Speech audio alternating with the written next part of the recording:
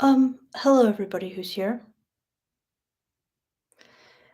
I don't have a topic in particular, Winstead. Just basically chatting, reading what you guys have to say, Q&A, and being entertained by you. So yeah, unless there's something like you want me to kind of maybe go into more depth, like just let me know.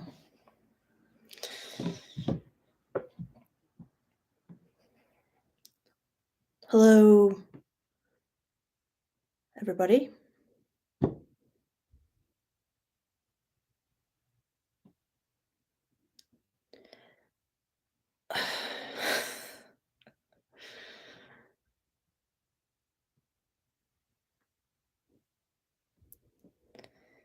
You guys really asked some great questions in my other lives. I don't know if all of you were here for the other lives, but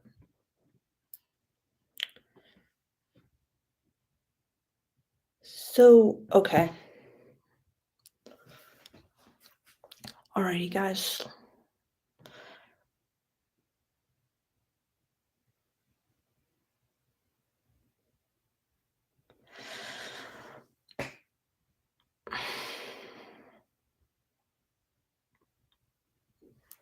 All right, maybe I should start answering some questions. I prefer to read the questions rather than answer the questions, but here we go. So, all right. Thank you, IceCat7. I appreciate that. Um, Now let me read all this. So, Jarmello 2006, how did you come up with the idea of this channel? Well, it's really just like I kind of gave like different versions of how like I started as a raw vegan thing and then, you know, but the basic I guess like the idea of the channel, it's basically just to share my ideas on random stuff. But then once I had one viral video for male dating tips, I kind of tried to like niche down as they say and just make stuff that my audience would find valuable and I realized like my audience kind of wanted that. But yeah, but I guess I just always thought like YouTube was cool. So, yeah, and I remember like when I first started my channel, I had to force myself to do it, and I just told myself over and over, you don't have to be good at something in order to do it. Um, because I just don't feel I'm very good at like talking, really. I know it sounds kind of negative, but I feel like I'm a better writer and not such a good speaker, like because it's just difficult for me to like speak extemporaneously because I kinda get, like, almost a stage fright type feeling, so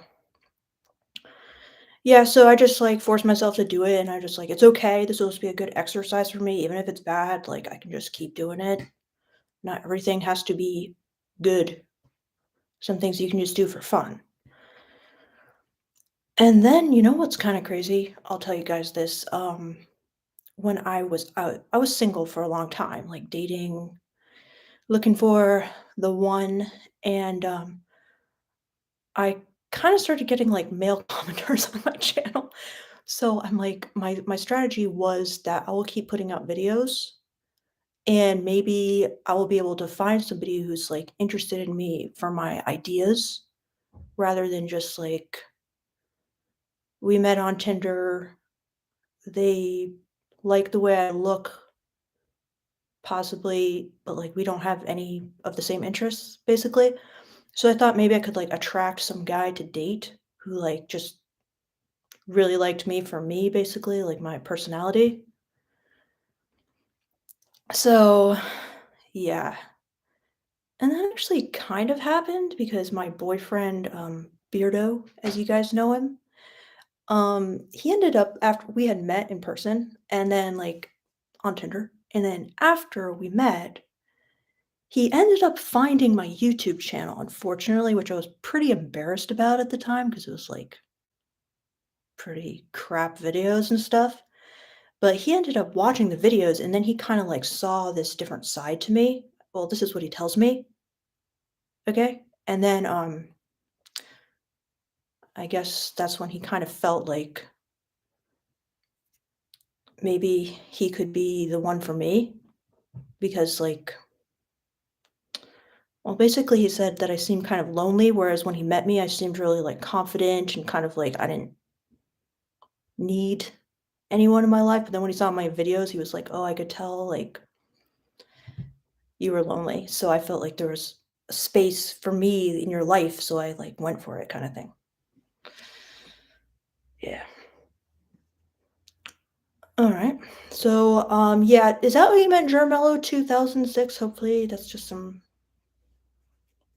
good info on your question. So, Brian Urbina, how much do you squat? Like, I don't really, like, do weightlifting and stuff, but like I said, I kinda wanna get back into it, so, yeah. I'd like to be able to squat a lot, but, like, right now, probably, like, very few pounds. Um, okay. So, first slash last, what does it mean if a girl says you're the most interesting person she knows? Hmm. Well, I mean, I'm just gonna take a guess what it means, just kind of like my gut feeling on this question.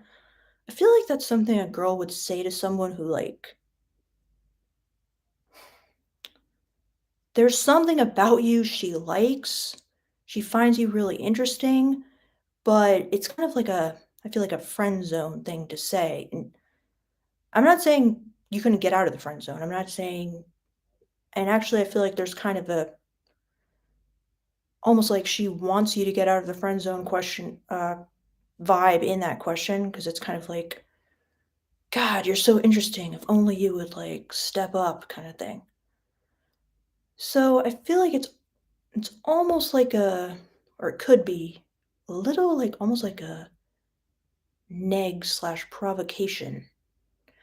I know that's kind of like reading into it a lot, but for some reason that's just the vibe I get from like somebody who would say you're the most interesting person she knows. Like clearly she's interested in you, but it's like she's not really, she's kind of like telling you it's not enough. That's what I'm guessing, but could be totally wrong. She could be just like obsessed with you and she's just like you are truly fascinating. Please ask me out. So, yeah. So, Adrian Navarrete Vasquez, what about accountability? What do you mean by that? Can you please elaborate? Like, what kind of accountability? Now, Brian Urbina, tips on getting yoked. So does that mean married? I'm guessing, but just let me know, Brian Urbina. Um,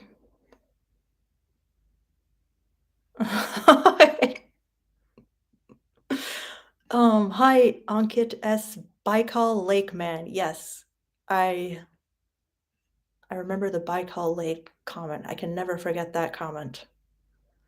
Um, okay. So let's go in an orderly fashion this time, getting to everyone's question if I can. So, Sam L. Williams. Sam L. Williams, I think you've been on like every single live so far.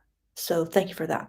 So, what is more attractive to the ladies? A man who can make her laugh, someone who is cool, or someone who has cool different hobbies slash interests, but maybe they aren't comedians themselves, but they are smart and gifted. Okay, so basically someone who's like super funny or someone who isn't like the funniest, but he has a lot of cool different hobbies and interests, and he's smart and gifted. So what's more attractive? I feel like that's a really tough one to answer because there's a lot of guys who are just like really funny, but girls are not necessarily just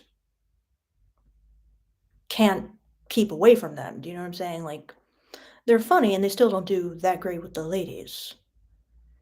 And then this guy who has cool different hobbies and isn't funny. I mean, he could look like a supermodel or something. He could be like the smartest guy she's ever met, and she's just connecting with him on this crazy intellectual level, and she's like obsessed. Um, but like if I had to say, yeah, I mean, making her laugh is definitely good, but I don't feel like it's kind of like the ultimate trump card. Also, it kind of depends on your sense of humor, I guess. Like, obviously, like certain sense of humors go together.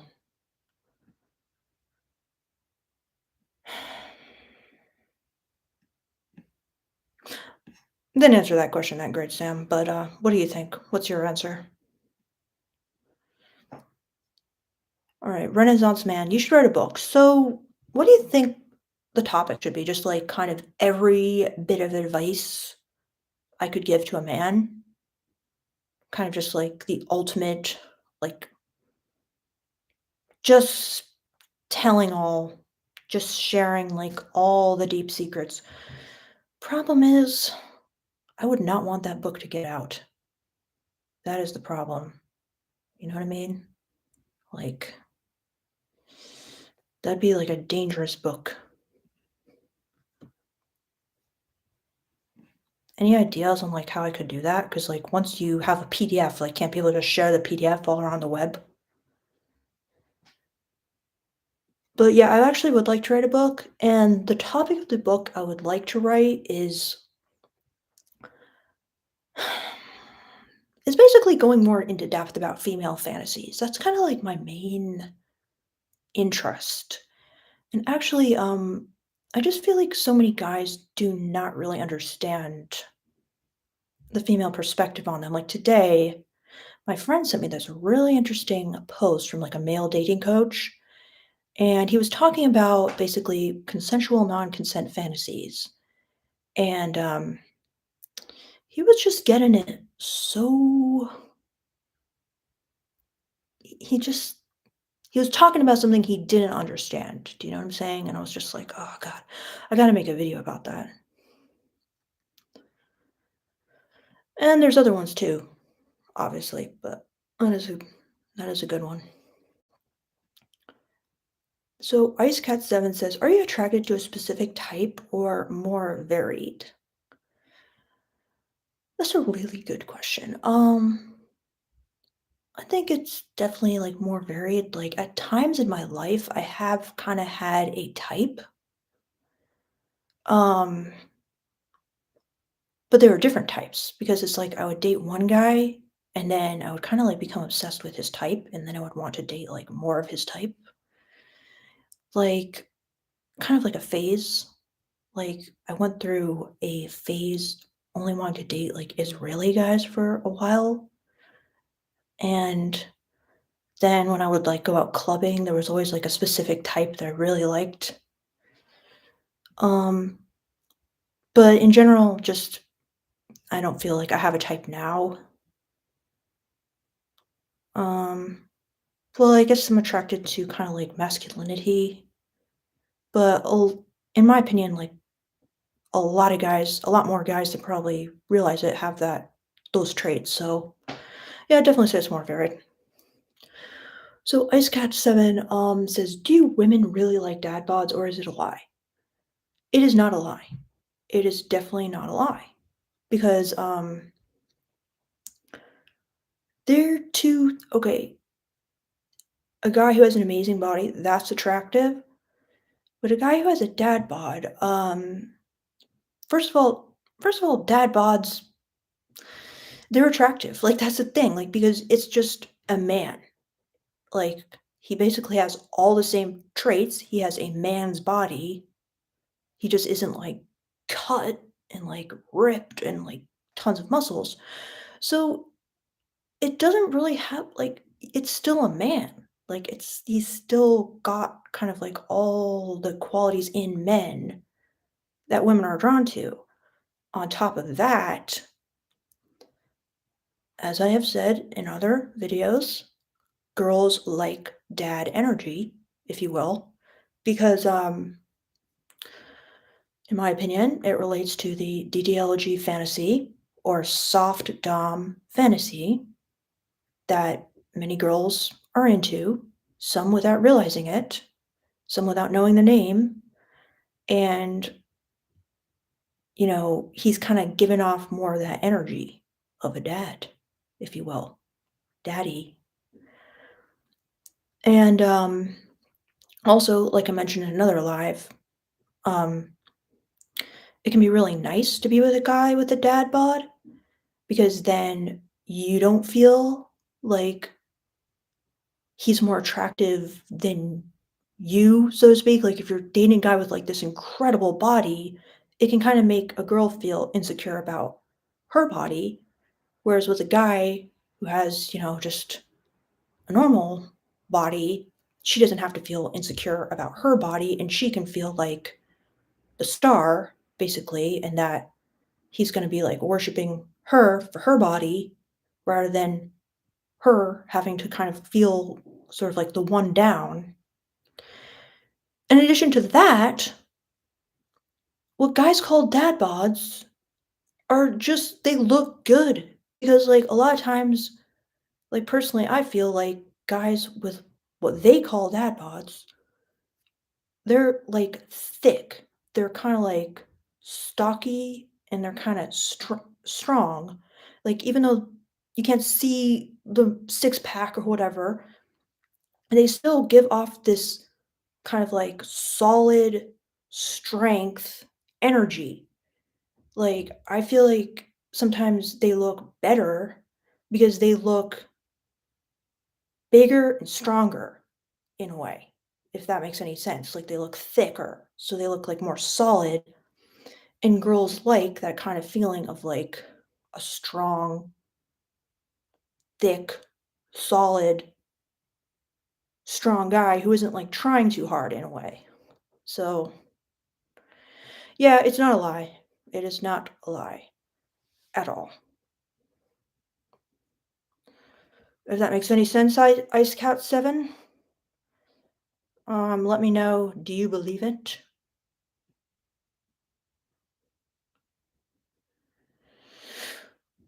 All right, so let's see. Hello, player of legend. Quick question: big or small cream-filled donuts? Okay. I wonder if this is like some kind of. Well, the thing is, I don't really like donuts too much, and they have to be vegan donuts. But I'm gonna, and also, yeah, for some reason, I only like the cake donuts, not like ones with cream. So James Lunsford asked, my wife keeps hinting she wants her friend to join in with us.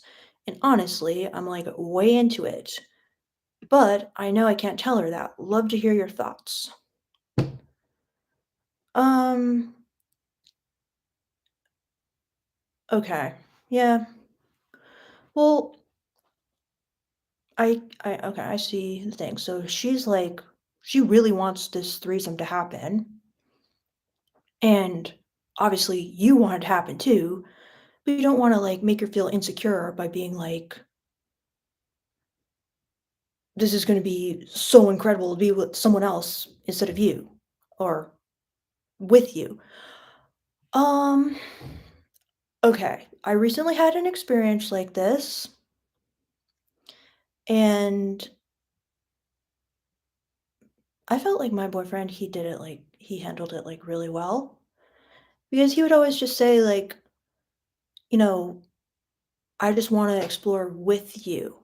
I want it's like more about like us experiencing this together. Like, yeah, it will be awesome, but it's more about like the experience of like experiencing it with you, if that makes any sense. And I don't know, like I believed him, and he was telling the truth. And I feel like that's a really good way of phrasing it because it's kind of like it's going to be something you guys can do together. It doesn't mean you're not going to be super attracted to her. In fact, that's what's partly going to be so hot about it is like being able to watch her. So if you can just emphasize that, like you can't wait to like experience it with her, you can't wait to like see her with her friend. Yeah, you don't need to kind of like say anything much about like the friend, like, yeah, she's so hot and stuff like that. Just keep it more about her, at least, you know, before you guys do it. And then after, maybe it'll be like an amazing experience. And then you guys can like discuss more. You know what I'm saying? But you can also ask her, like, does she have any fears about it? Like, is she kind of worried that you'll like this other girl more or that you'll be more attracted to this other girl? Like, you can kind of help her talk through some of the fears beforehand and just make her feel like you want to be with her. She's the best.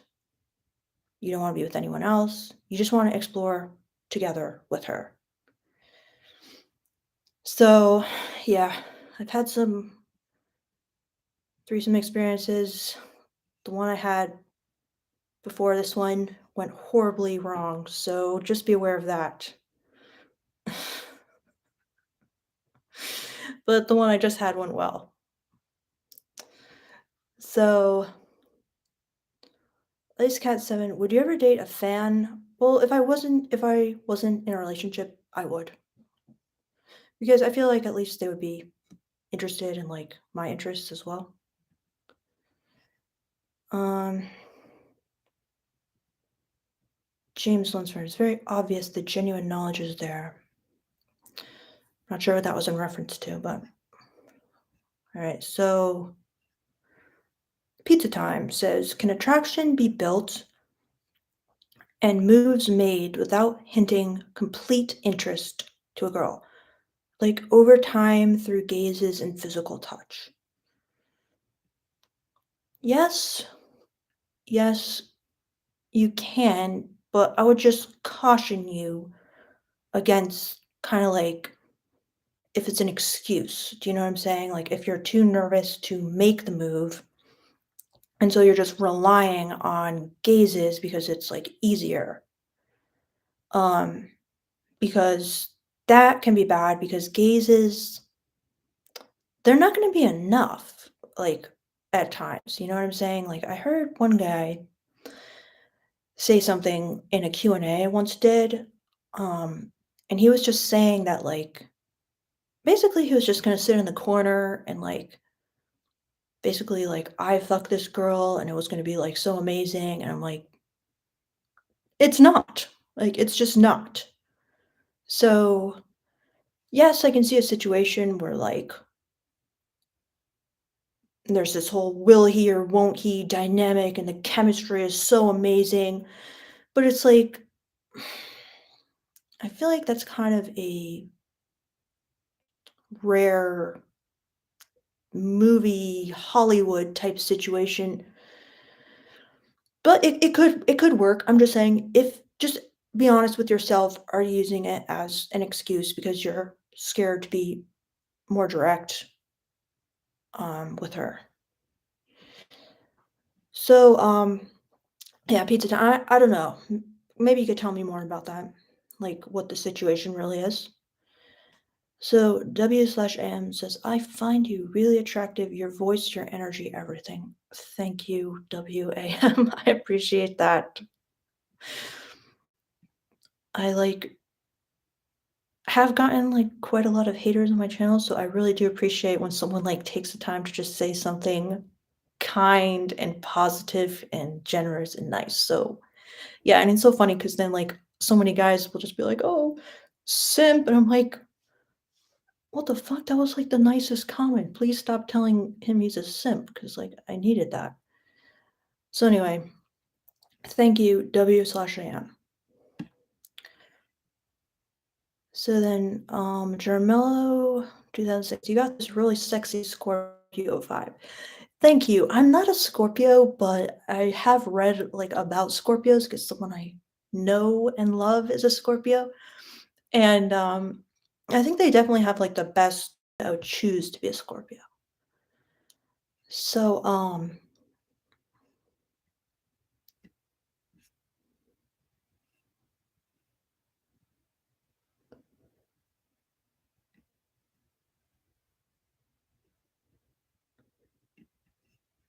right, I gotta go back to where I was.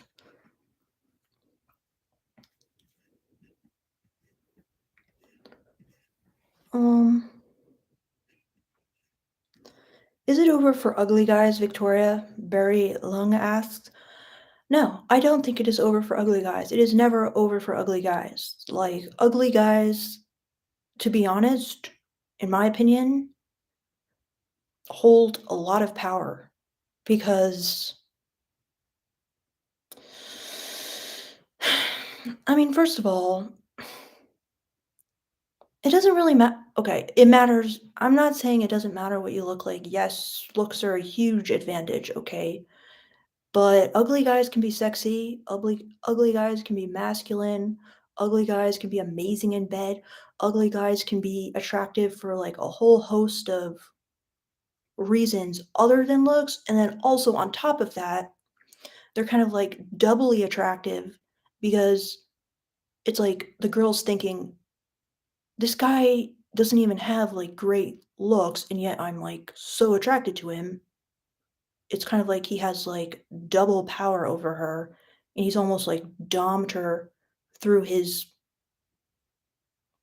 super super what's the word? Like, extraordinary power, because he doesn't even need looks to be attractive. He made it in life without the advantage of looks, so he must kinda have, like, double the masculinity or double the other, like, attractive qualities. So there's definitely a lot to ugly guys. Yeah, I know it's not, like, easy because if you're ugly or you think you're ugly and you don't have confidence and you're not masculine, then you kinda have, like, a bad situation going on. But if you just kind of didn't give up hope because your looks aren't perfect, you could find a lot of success through other pathways. Um, yeah, I don't know.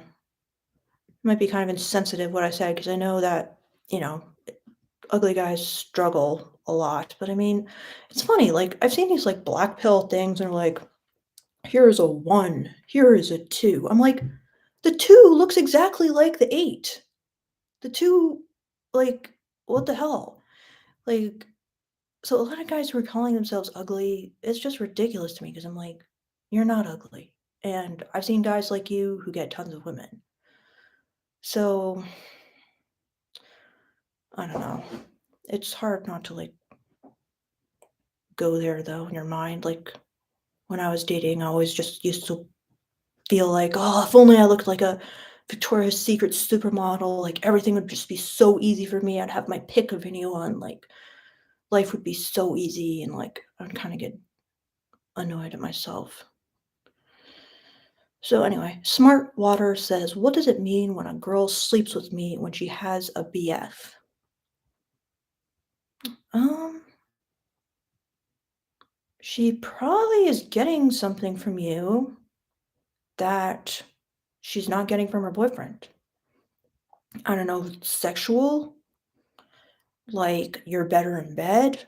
Or is it emotional? Like, she's with some kinda, like, super masculine guy with, like, terrible emotional skills, and then, like, the craving for an emotional or intellectual connection has just grown so strong within her that she's now, like, powerfully attracted to someone else who can give that to her, and she just kinda, like, do anything to be with them? So, yeah, there's probably something she is missing in her relationship that she is getting from you. What do you think that is, Smartwater? Alright, so Carlos says, I was in the car with my crush this one night and I grabbed her and kissed her. She knew my intentions but didn't give me an answer to move forward. She texted me 3 days later with a no. That hurt. Um, so you grabbed her and kissed her. Okay, that sounds like hot, all right? Then she knew your intentions but didn't give you an answer. So, yeah, okay, I see. So she kind of like knew that you were kissing her because she really liked her and stuff. And then she thought about it for 3 days and said no. That hurt? Yeah, like I could definitely see why that hurt. That sounds like it sucks because it seems like you guys had a lot of passion there in the car. There might be hope, Carlos. There might still be hope. You might want to just stay in her life, not in an overly people pleasy way, in a friend zone way, but still making it clear that you're interested. And if she ever wants to, you are there in a heartbeat, for a hookup or whatever, because seems like she took 3 days to decide, so she probably might have been like on the fence, like going back and forth for those 3 days. And, I'm sure a moment of weakness will come up in the future when she's like lonely or some other guy rejected her. And yeah, it's not over till it's over. So, Jarmello 2006 says, I felt the channel was so interesting, I think. So, thank you, Jarmello. I was immediately sucked in. Oh, good. That's incredible. So remember, I find sexually escalating flirting fast in the beginning is better to know where you stand. Yeah, I I agree. Like, I guess, like flirting is good. Flirting fast is good too. You just don't want to go to, as I say, the top of the runway, but you could start with flirting at the bottom of the runway and quickly move from there. So, Omnipotent Vex says, I want to charm every woman I meet. How would one be the next Casanova in today's day and age? Um, I think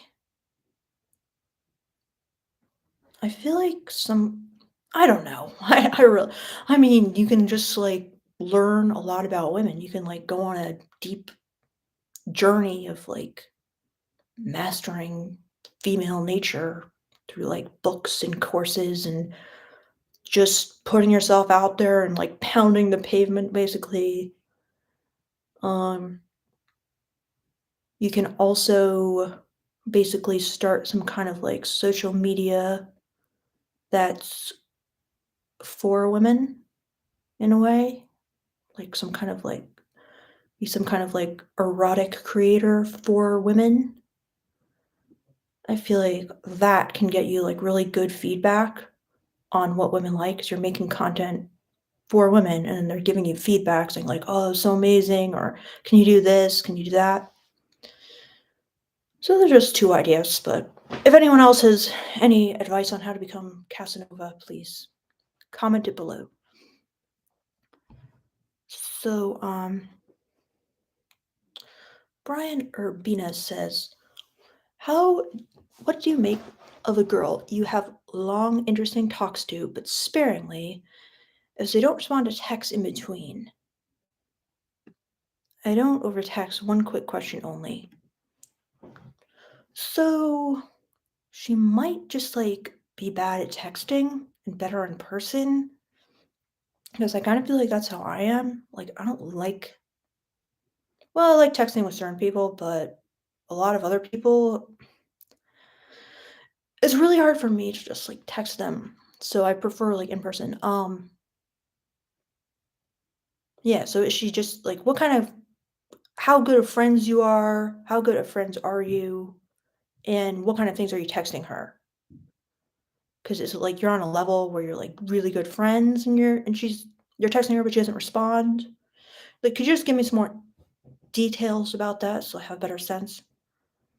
So Steve Clark says, "Have you read the book Power vs. Force?" No, I haven't, but it sounds interesting. So, can you tell me more about that book? Because I like book recommendations from people. Um,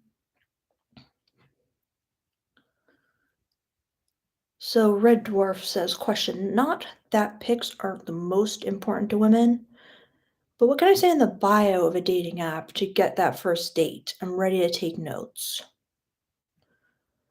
So that's a really good question. So I have been like screenshotting different profiles on like Tinder mostly that, well, only, yeah, only Tinder. That I like ones that stand out to me. And I just haven't kind of like made a video on that yet. But there's different like things that I have seen that I think is really good. Like sometimes I like just really short ones. They're just kind of like books, period, adventures, period. Like, I don't know. They just do like a really short thing of their interests. Um, some are like pretty funny, like with jokes. That can be definitely like attractive. Um, a good thing to do is maybe just hint of some kind of like polarity, masculinity stuff, like saying not afraid to take the lead or something like that, because that can kind of give like a sexy feeling, you know, without being too overt and obvious and kind of like sexual from the start. And then other ones I've seen, I kind of said this in one of my videos, but they'll just kind of like go straight for almost like a female gaze date idea because it's really smart because they're like getting into exactly the head of what girls are truly longing for on a date. Like, there's so many kinds of like dates girls want to go on. Like, for example, a picnic like on a hilltop full of wildflowers. Okay, something like that. Like, you could say something, like looking for a girl to take on like a picnic. I don't know if a picnic is great for a first date because it's kind of like isolated in nature, so some girls might be scared by that.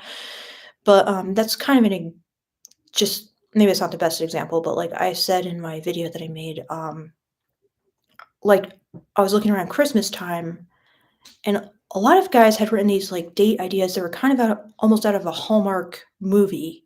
Like, let's go look at Christmas lights and like go window shopping or something. And you might think, I don't know, maybe that seems like too effeminate or something. But when I was reading those, I was like interested because I'm like, actually, that does sound fun. That's something like I can get behind. Like, that's something I could actually want to do. It's like a date that's really tailored for the female gaze. So I thought those were like very powerful and definitely could give you an edge. Yeah, so maybe I could make like a list of kind of date ideas that women would find like cute and romantic.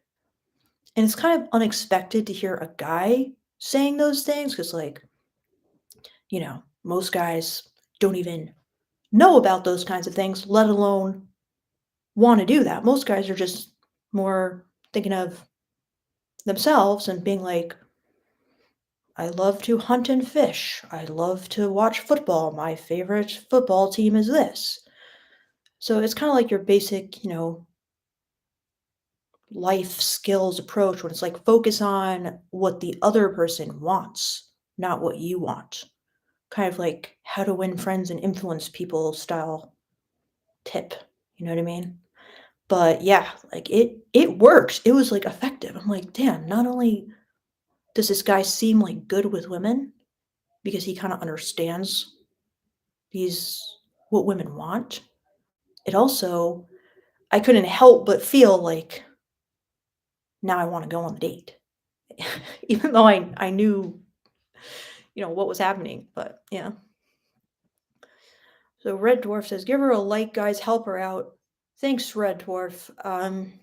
That that would be amazing if you guys gave me a like, and I appreciate that.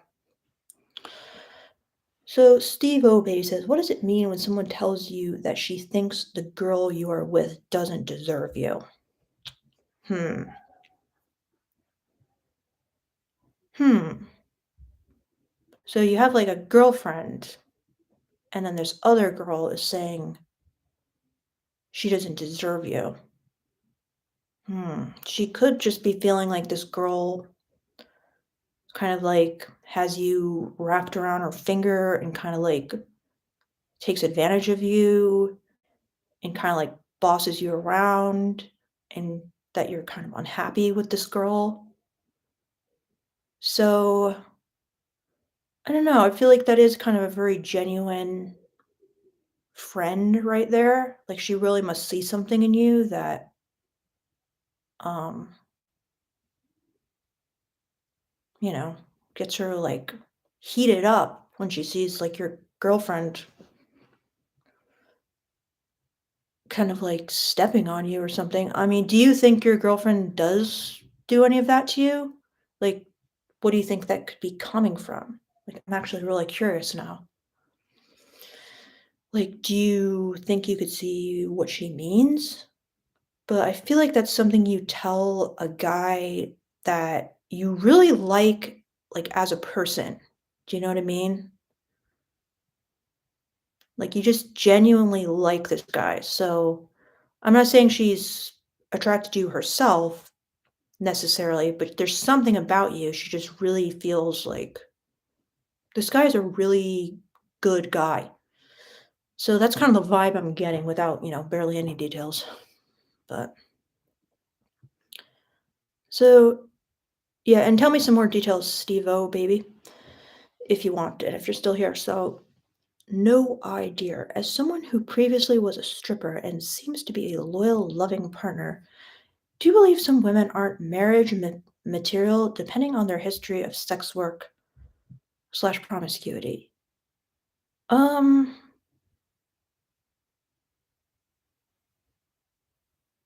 no, I don't.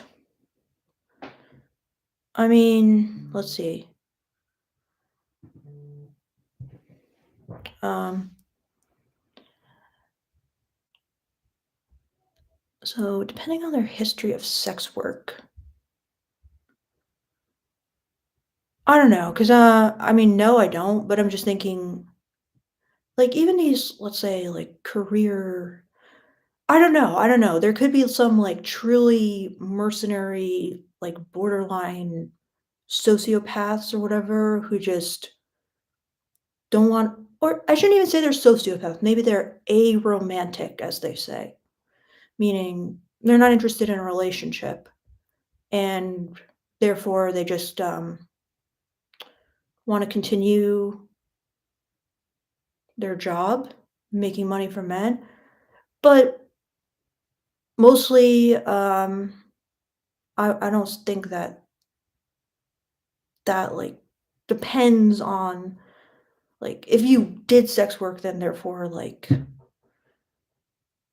that somehow like destroys your ability to want a relationship. Not at all. Sex workers are just women um who aren't who've kinda, like, moved past all the sexual shaming most women get, but they're normal women. That's, like, the crazy thing. I mean, like, every stripper I worked with in the dressing room looked completely normal. Like, like, in the dressing room, it's just makeup, it's just an act, it's just the personality, it's just the lighting, it's just the outfits, but they are completely normal women, and when they go home, they're normal as well. So, no, I definitely, like, don't. And promiscuity, guys, all that really means is the woman likes sex, okay? And that's good. You want someone who likes sex, like, you really do. Like, it really just bothers me so much how many guys are just obsessed with, like, promiscuity. I'm like, do you want to be in a relationship with somebody who's all, like, repressed, who has so many hangups and so many insecurities and no desire to, like, try new things or explore? Like, you know what I'm saying? Like, if you don't find a promiscuous girl, you're definitely not gonna have a threesome, okay? But if you find somebody who likes sex, you have, like, a very, very exciting sex life in front of you. Do you know what I'm saying? You're gonna have a lot of sex. Most marriages break up because, you know, sex drives are differing and the guy isn't having any sex and it's like a sexless marriage and maybe he's like cheating or she's cheating and they're both cheating. I mean, why don't you just want somebody who like likes sex and likes having sex? I don't know. I don't get it. Well, I mean, I kind of get it. I have some theories, but anyway. So, Rocky Marciano, I'm not sure what you're referring to. How would it be dangerous? Could it have been like when I said a picnic on a hilltop? Well, that is dangerous because women don't want to go kind of like to an isolated area on a first date because they fear if something were to happen to them, if the guy was not trustworthy. I mean, they haven't met this guy before. He could assault them, he could kill them. So they want to keep it in a public setting for the first date. That's why they don't want to go to your house for dinner. They don't want to go, you know, a lot of times. Well, I mean, I dated in New York City where you don't have like cars, but I wouldn't really feel comfortable just getting in someone's car who I haven't met before, like that kind of thing. So Adrian Vasquez says people always say that accountability is a woman's kryptonite. I would like to know your opinion and also not giving bad behavior because women do not respond well to that stimulus. Um, so people always say that accountability is women's kryptonite. Okay, I think I know what you mean, but I just feel like I need some examples. Like, in what situation would a woman not want to be held accountable? Nothing's coming to mind right now. So, sorry to ask you for more information, but if you can give that, that'd be great. And then also, you could elaborate on not giving bad behavior. Not maybe you mean like not giving bad behavior like attention or not like letting it go if they have bad behavior. Yes, so let me know more about that. So D4BA says my wife stated that she lost connection with me and isn't motivated to reconnect. Oh gosh, that is not good. That is really not good. Thoughts on how to motivate her to reconnect. That's rough because not only did she lose the connection, but then she kind of just became hopeless about ever reconnecting. So, I mean, in my opinion, what I would want in that situation is for kind of like a massive apology in a way. Like if my husband came to me and was just like, you know what? Like everything you've been telling me for so many years, you're 100% right. And I feel like such an idiot because like you tried to tell me for so long and I didn't get it and I couldn't hear you and I totally ignored you and I just wasn't understanding what you were saying and I just feel so like heartbroken now because I love you so much and now I feel like I'm losing you and it's my fault and I like want nothing more in this world than to understand what you need from me and to do whatever it takes for me to give that to you. And if that takes weeks of conversation, if that takes us sitting down every night and you just telling me, and I'm gonna really listen this time if you give me the chance, and I'm gonna really, um, like, I'm gonna write down everything you say, and I'm gonna kinda, like, repeat it back to you so, you know that I understand, and, just like, "You're everything to me," and this kinda thing, you know what I'm saying? Like, "You're my world. You're, like, the most beautiful woman I've ever known, like, you're my first love or my soulmate. Like, want I can't lose you, and I'm gonna do everything I can to fight for you and to make sure that I'm the man that you need me to be." Because no man is gonna give her that. No man can is gonna give her if you said that, that's, like, all a woman could ever want, really. Like, she married you, she's obviously attracted to you, she obviously thought you were good enough to marry, but it seems like kinda the emotional part got kinda just lost in translation or whatever through the years, and so she's just feeling, like, emotionally hopeless, and she needs you to work on the things she's probably been telling you for years, and she just hasn't felt, like, heard. So, that's really what would do it for me because to hear, like, your husband say, "I wanna fight for you, like, you're everything to me, I'm going to do what it takes." That's something you can't get from a lot of guys, okay? That's something, like, a guy she meets on Tinder is not gonna give her, because it takes a lot of, like, sincere love to do that for someone. So, I don't know if you're still here, D4BA, but that is truly speaking to the soul of a woman, or for that matter, anyone who's mad at you, you know what I'm saying? And, if you want to learn more about how to do that, the best book in the world, in my opinion, like I said in Another Alive, this kind of saved my relationship as well. Feeling Good Together by David Burns, explaining the 5 secrets, which is kind of what I was using in that answer. And I also did a video about it on my channel, interviewing my friend Jason about it, who's my practice partner for the 5 secrets. And using the 5 secrets has like massively changed things with my boyfriend as well. Um, like massively. Like, it just solved, like, these kind of unsolvable problems. They just, like, evaporated when I felt understood, listened to, and, like, he truly cared enough to understand the problems that I had just literally dissolved into thin air without being solved. So, anyway, I highly recommend that book. I love this question, D4BA, and I'm very sorry because I feel like this must be, incredibly hard. So yeah, I definitely feel for you, and, let me know what you thought of my answer and if you have any further thoughts. So, Red Dot 101 says, "What is your opinion on dating in the workplace?"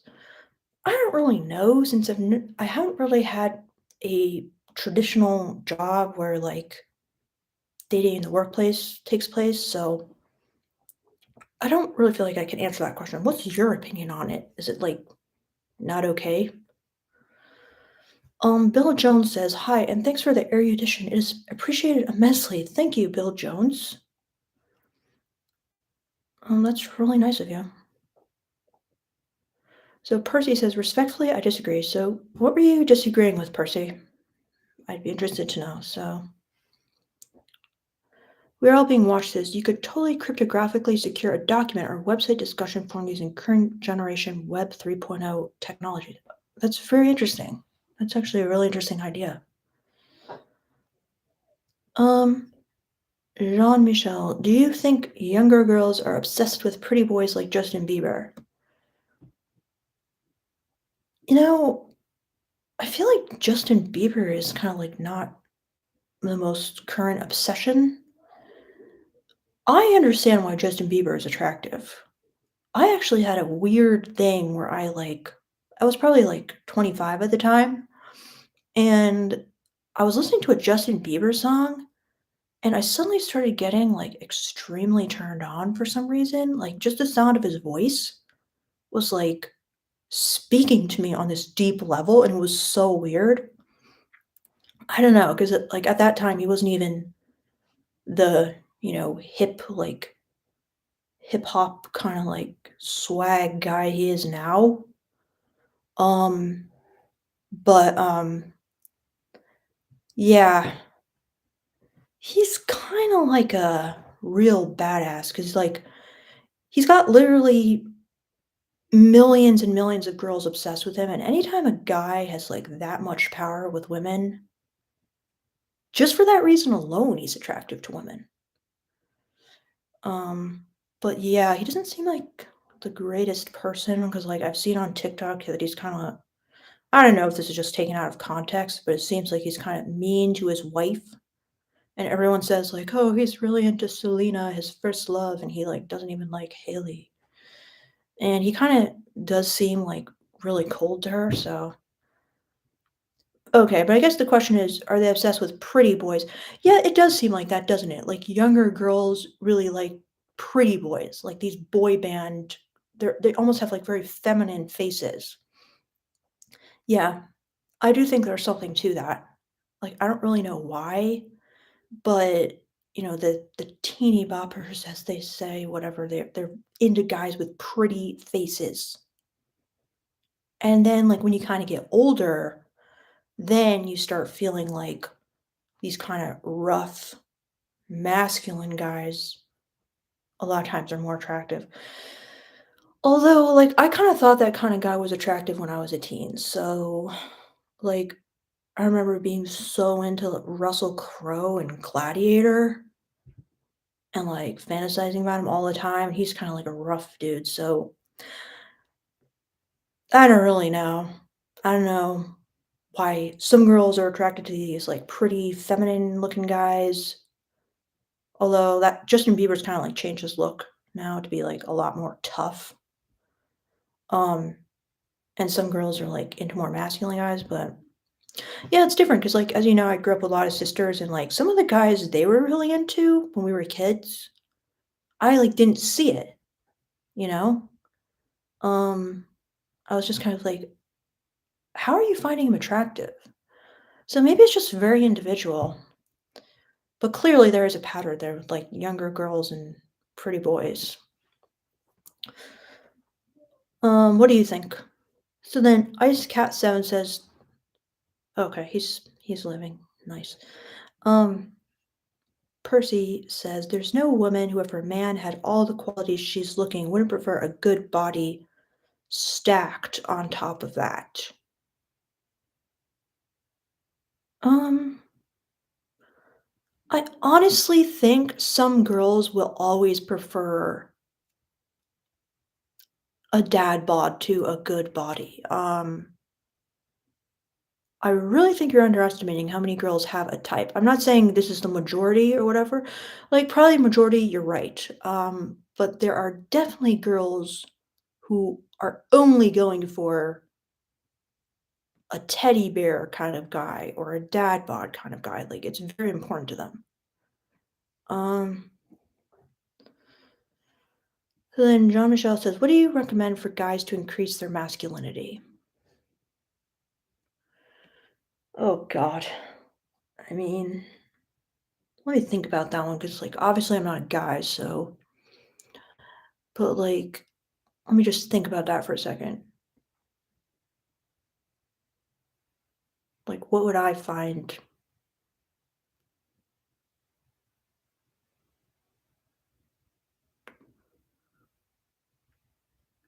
To be honest, I don't know. I feel like I want to say something about like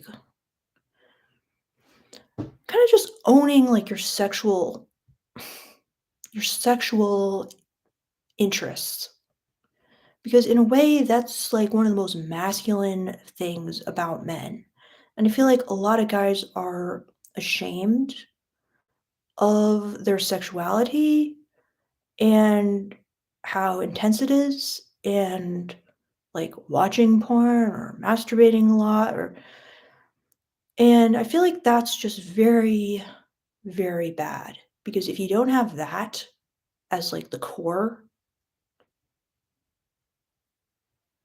you're just it's like a house of cards built on like a very, very bad foundation or yeah, mixing metaphors there, but yeah. So I feel like I don't know, maybe that's just like a like a tip.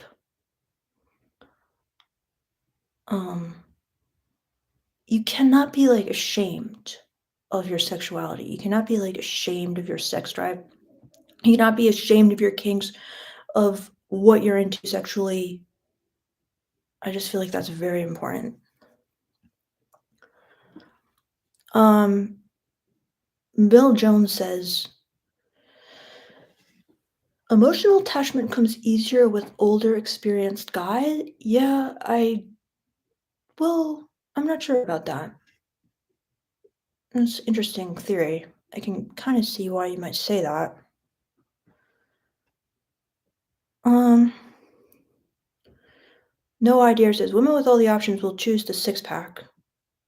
Well, I don't agree. I don't agree. Many, many women will. Probably. You are right in that way, but not everyone. So then, Percy says, please just stop trying to justify this, just enabling more unhealthy habits. I guess he's saying like you just have to have a six pack or you're screwed. Or you're not gonna get any women.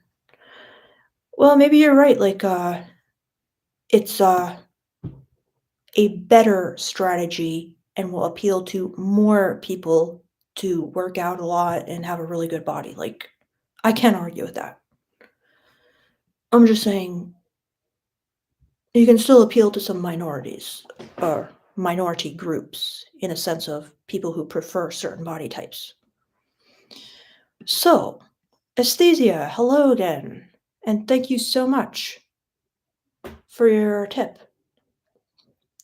So, you say, I'd appreciate if you share your feelings about a seemingly dangerous man being super hot when you can also trust them. I'm puzzled about it. Okay, yeah, that is something I could definitely share my feelings about because I get it. I'm picturing it right now and it's hot. So, you're asking why and you're saying you're puzzled about it. So, okay. First of all, a dangerous man is a guy who basically has like in the world of men, men fear him. He basically has the skills to come out on top in the hierarchy of men. Yeah, he's not being ethical about it. He's using violence and like unethical means, but or criminal means or whatever. But he still has he still is coming out on top. He's still the alpha. He still has the skills, qualities, and traits that allow him to not be afraid of other men. Do you know what I mean?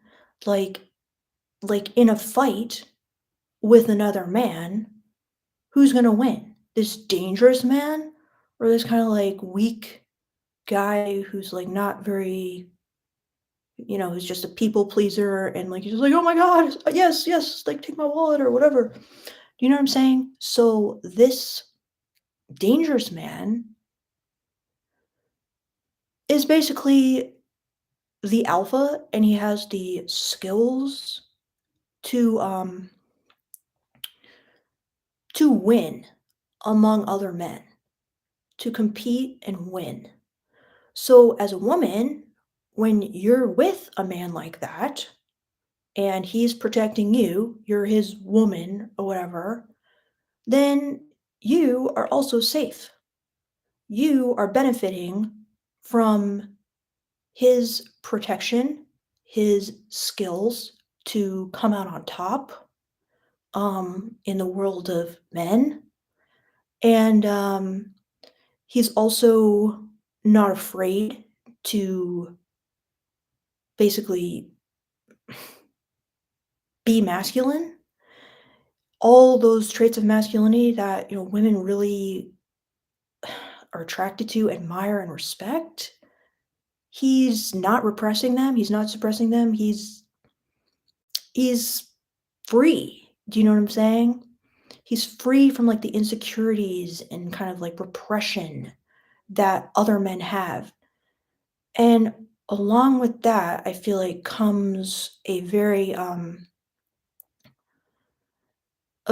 like, sexy feeling, basically, for the woman because she then can kind of live out this fantasy of being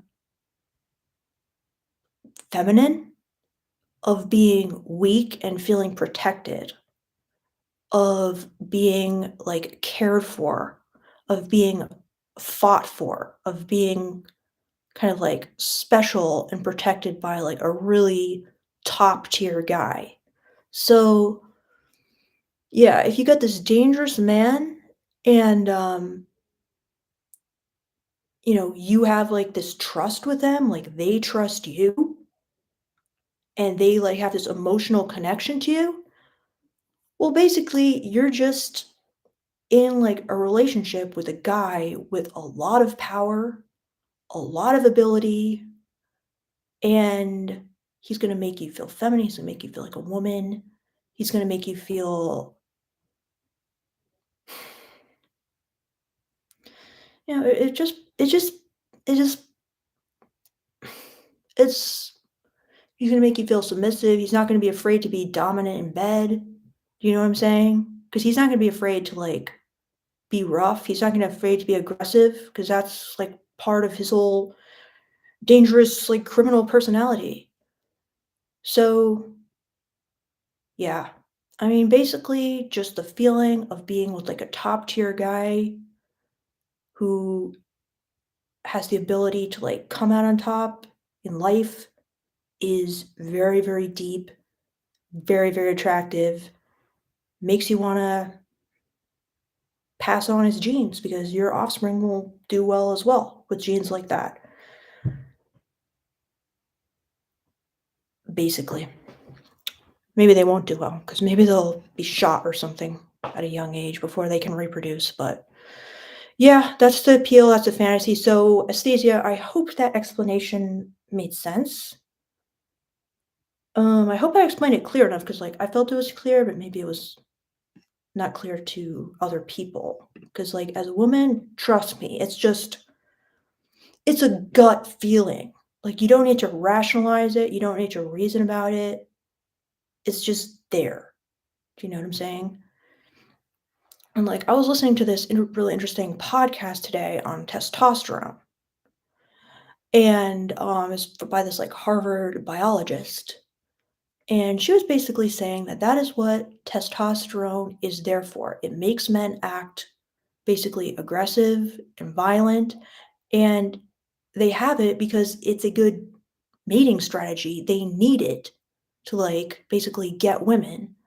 And so, like, from a young age, kind of like even like little kids, boys who have like a lot of testosterone, they're like kind of like playing this competition, these wrestling games, these fighting and stuff that they will need when they're older to compete and get women.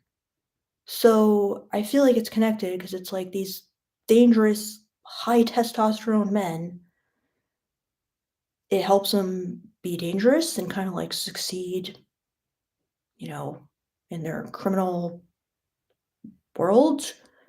And it helps them succeed in the mating strategy with women by being aggressive, slightly dominant, and all that. And just to go on a little more about that,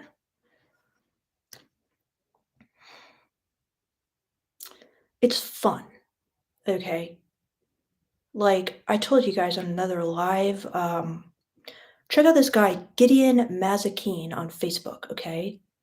He's like a kink talk creator. He's a dom, but he basically acts out dangerous, abusive, um, men. And I'll tell you what, like, it's really entertaining, okay? Like, if I can say that, because he's kinda joking, it's an act, and we know that, and he seems like a really nice person, like, deep down, not even deep down, but just in general, but he doesn't have a problem acting aggressive, violent, and abusive, and I don't know what to tell you guys, it's really fucking entertaining, like, it's fun because it's like playing. I don't really know why, but I just know that I really enjoy it, and it feels really good. So, maybe that gives you some insight. Alright, I'm gonna look to see if you have any comments, Aesthesia. Okay, amazing. I got it. Mostly clarifies a lot. Ah, amazing. I'm so happy. So, Aesthesia, it's fun when my BF beats people up, bruh. Yeah, okay, obviously this is completely consensual. Like, my boyfriend will do it for me. It's completely consensual. It's a game. It's play. It's like play wrestling, okay? You're not literally trying to give the other person brain damage by punching them in the head. You're playing fighting, but it's fun. So it's the same thing. It's like you're playing like being like kind of like angry, violent, and abusive, but it's completely play. Do you know what I'm saying? So hopefully that helps because no, I am not condoning actual abuse, actual violence, not in any way, shape, or form. This is all consensual. Consent is involved. The other person wants it. Okay. It's completely different if the other person does not want it. Then you are simply assaulting someone. Okay. Okay, Asia, I'm glad you're just joking. Okay, good. I just didn't want like you to get the wrong idea. Like I'm actually telling you to go out and like abuse people because I'm not. All right, awesome. Uh-oh. So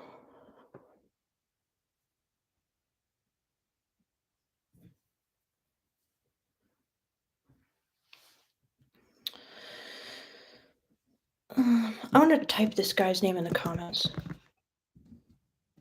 Problem is he has to keep changing his name. And I think his latest TikTok account that they still haven't deleted is something like this because he always comes up with my For You page, but yeah, he keeps getting deleted because people are just like, oh my god, he's so toxic, like oh my god, and they're like all triggered by him because again they don't understand this is kink, this is play, and he's like joking basically. Um, so yeah, the TikTok keeps deleting his account. Literally, I've seen him under like 100 different names.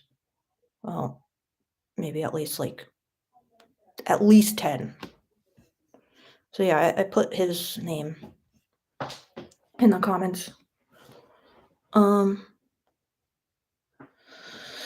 okay, guys, can I ask you guys a question? Because like when I did some of the other lives, I was just on for way too long. Like they were like 3 hours or whatever, and then I'm like, I can't post this because like no one wants to watch like 3 hours. So do you think I should just like leave at a reasonable time, like 1 hour and 15 minutes?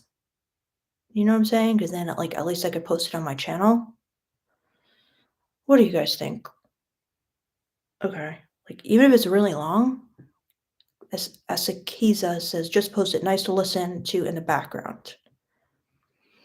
Okay, because I was thinking, like, maybe I should just do it for an hour. But then I'm like, uh, okay. The length of the video doesn't really matter, Asakiza. If people get bored after an hour-ish, they'll leave. Okay, thanks for your advice. So Evan Wills once says, I usually watch things the longer they are because I don't have a TV and I listen to stuff while I work from home. Okay. All right, good to know. Sometimes when I'm keep it going, the other side says, sometimes when I'm working on a project or something, I put a live stream on the side just to listen to. That's good that you guys do that too, because I like to have something like in the background at all times as well. I've been kind of like wondering if I've kind of gone too far with that. Um, just post the long one. John Paradise says, um, 3 hours is fine. Your tribe will listen. Kevin Hayden says those that won't will leave. Yeah. Okay. Okay. I just feel like it's kind of like self-indulgent in a way to post it, but um Jimmy Monish says, "Hello Jimmy. I like to listen to long videos in several sessions and come back to it. Long videos are fine. Size doesn't matter. Raw food, right? Okay.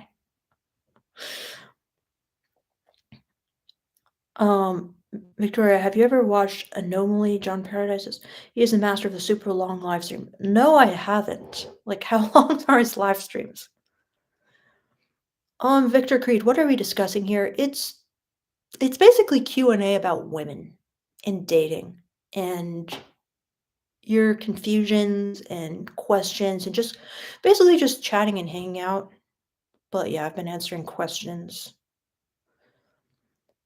ZA1 Ruck says, "Yeah, but your self-indulgence helps us, lol." Okay, thank you, ZA1 Ruck. Thank you for saying that. Still, I rise 445. Well, when your brain is firing, just keep going because you can definitely find some hidden gems. Yeah, that's a thing. Like sometimes I feel like, oh, okay, I think I gave a really good answer to that question, but then it's like surrounded by a lot of randomness. Um, Banter ABC, you are so awesome to listen to. Tell us more as long as possible. Okay, you're really nice. Andre, Christelle, it is nice to listen while working from home. We're all being watched. Edit the best statements out of the live highlights. Yeah, that's what I should do. Okay, I got a tip. Wow. Thank you so much. Thank you so much, Ryan. I will read your question now. I am 24. I am an engineer. Don't know if I should marry now or when I am 30. Should I acquire wealth first to be attractive? Then I will attract women for my money. Or should I marry now and she will love me for who I am? Okay, very, very interesting question. Um, so my first thought about this is okay, let me just read it one more time. So, if you marry now when you're 30, you could marry now when you're 30 and you have not much money. Um, so someone who you marry would love you for who you are, not for your money. But then if you acquire more money first, then you'll be more attractive, but these women will also like partially be attracted to you for your money. So I get that. I just feel like it's not an either or thing because you could be 30, you could have more, you could kind of like be doing better overall with women, and you could still find a woman who loves you for who you are. Just because you have money doesn't mean that's going to be like one of the top reasons that a woman is going to want to be with you.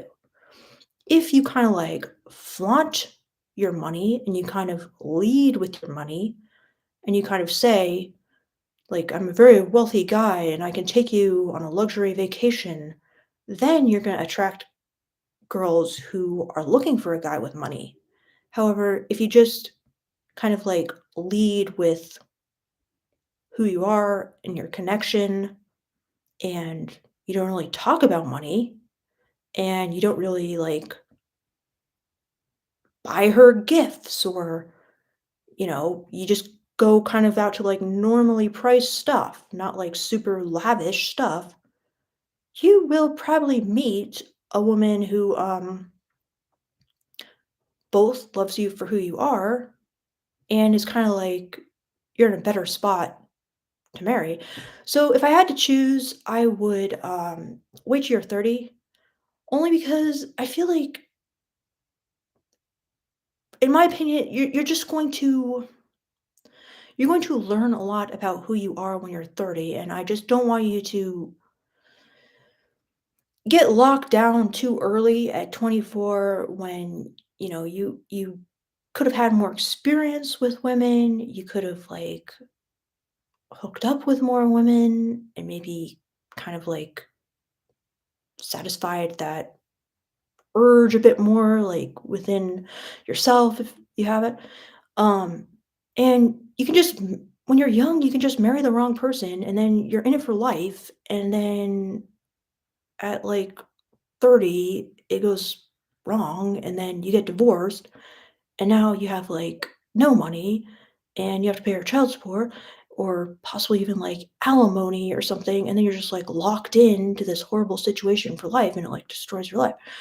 Okay, that's negative, but I'm just saying give yourself some time to focus on yourself, make money for yourself so you have some more kind of like power both in a relationship and just to do the things you want to do. And in general, you're going to be able to find a woman who loves you for who you are as long as you don't kind of like push this money thing. You know what I'm saying? So, does that make sense, Ryan? I wouldn't get married now.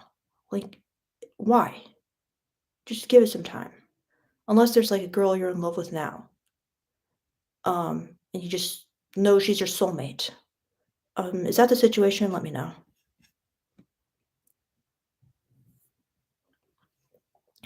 Yeah, and Victor Creed says at 30 you will be more mature to deal with her imperfections.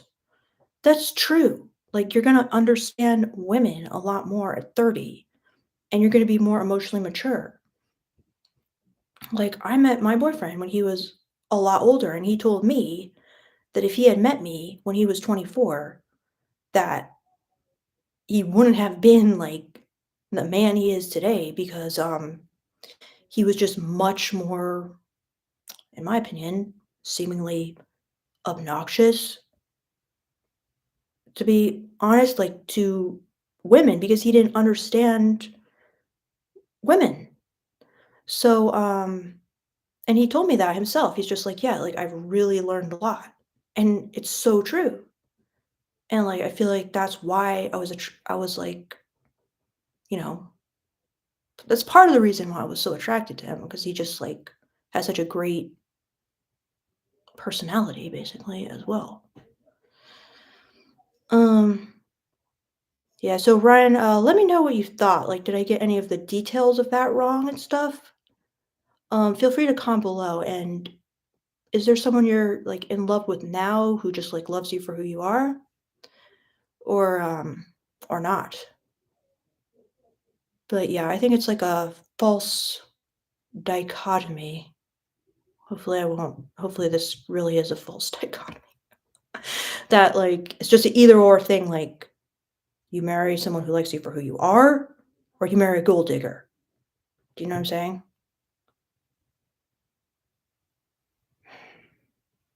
Like, my parents. I know my mom married my dad for who he was, even though he was really, really successful.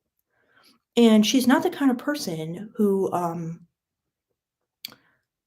is like a gold digger at all in any way. Like she doesn't wear designer clothes. She doesn't like to go shopping at all. And yet she married a guy who a lot of women would have liked for that reason. You know what I'm saying? So you could be like a billionaire and still find someone who feels like you're a genius. Do you know what I'm saying? And you're so interesting. And she just like loves you for who you are. So yeah, it's not an either or thing. So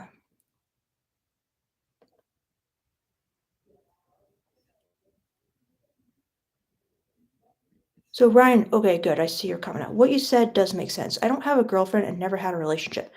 Basically a virgin, just focused on work and school, and I'm not into hooking up for religious reasons.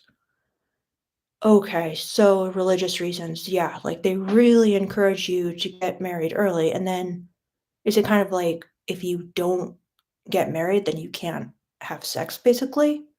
Because then I could see why you're like, I need to get married. And yeah. Well, is it possible, Ryan, that you can still have sex like out of marriage, or would it just be like completely out of your beliefs? Because I don't want you to go till 30 years old without having sex because I don't feel that's healthy for anyone. But if this is like your belief, then that's more important to you. But yeah, let me know, Ryan, because that's gonna be a long decade.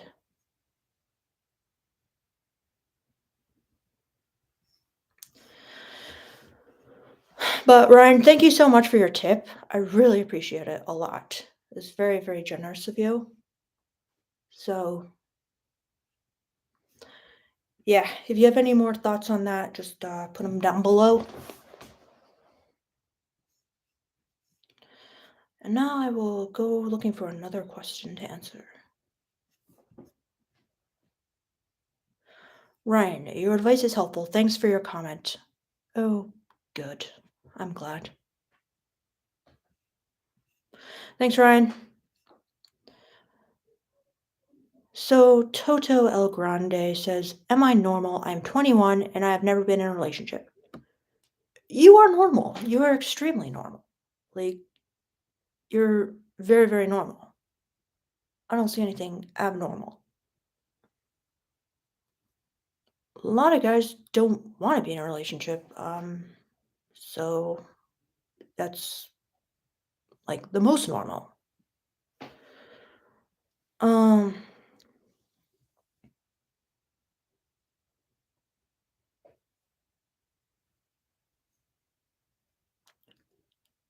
so let's see.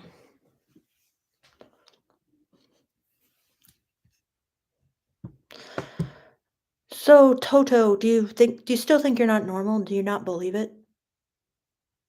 Like what's so abnormal to you about it? Alrighty. Um,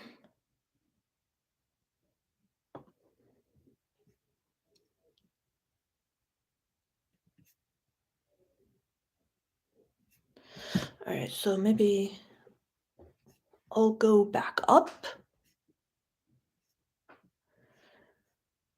'Cause I'm not sure if like the people who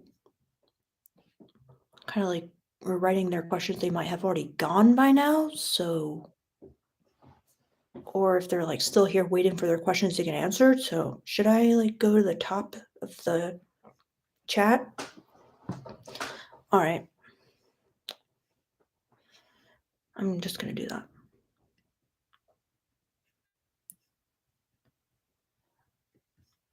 Oh my gosh, but like I can't even go up farther than a certain amount. What's that about? So sorry guys if I'm not seeing your comment, but it's like I don't know why I can't like see the ones at the very beginning. All right.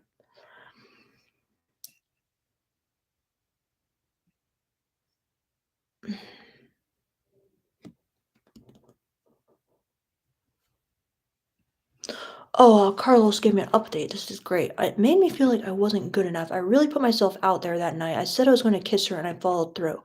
Okay, this is I don't know if you're still here, Carlos, but like this was in reference to there was this girl and he just like kissed her in the car. And then 3 days later she was just like and he made it known that he wanted to be with her. And then 3 days later she said no. But he says, yeah, it made me feel like I wasn't good enough. I really put myself out there. Yeah, well, I think what you did was amazing. I think what you did was like really, really admirable. And yeah, I just admire you for doing it. And I think it's awesome you did it. And other girls will find that attractive. Okay. She even found it attractive, in my opinion, because she took 3 whole days to weigh the pros and cons before saying no. So, yeah, but, yeah, I could see why it makes you feel like you were not good enough. Because maybe though what you did was good enough, when she weighed everything about you, you ended up just under her threshold for what she wanted at the time in a boyfriend. And so, therefore, in a sense, you were not good enough. But will you be good enough for someone else? Absolutely. Right. So then, Bill Jones says some women feel guilty if they're not in the mood to just talk. Found that out the hard way. That's really interesting. I could see that. I could see feeling guilty for that. Ben BC says, "Who is the guy you recommended on DDLG?" I don't even remember now. Um, it might have been this guy Gideon who I was talking about, Gideon Mazikeen, but he's not much of a DDLG guy. He's more just like a straight up Dom. So, hello, John Paradise. So then, Nature wins. How important is eye contact in order to gain trust at the start of an interaction? Um, I don't really know, because, like, in my opinion, it's not that important, but I guess it could be important if you're just, like, too shy to look her in the eyes or something. But I wouldn't put too much stock in this whole eye contact thing. Like, I'd put stock in, like, actually asking her out, actually flirting with her, actually having a conversation with her, actually asking her to, like, planning a date and making the plans and telling her the time and place, actually asking her to come to your house to have a cup of tea or whatever, or have a drink, or look at your guitar or watch a show. Those are the kind of things that are like important. Calm, confidence, and all that. Um, Vander ABC says, I was just at a firefly walk here. It was so great. That sounds really fun. That is a perfect like date idea for a girl. Girls would love that. Firefly walk. It's so like romantic, isn't it? It's such like a cottagecore fantasy. Think cottagecore. That's actually a really good tip. If you want to know about the female gaze, check out cottagecore. Um, for like cute date ideas. Um,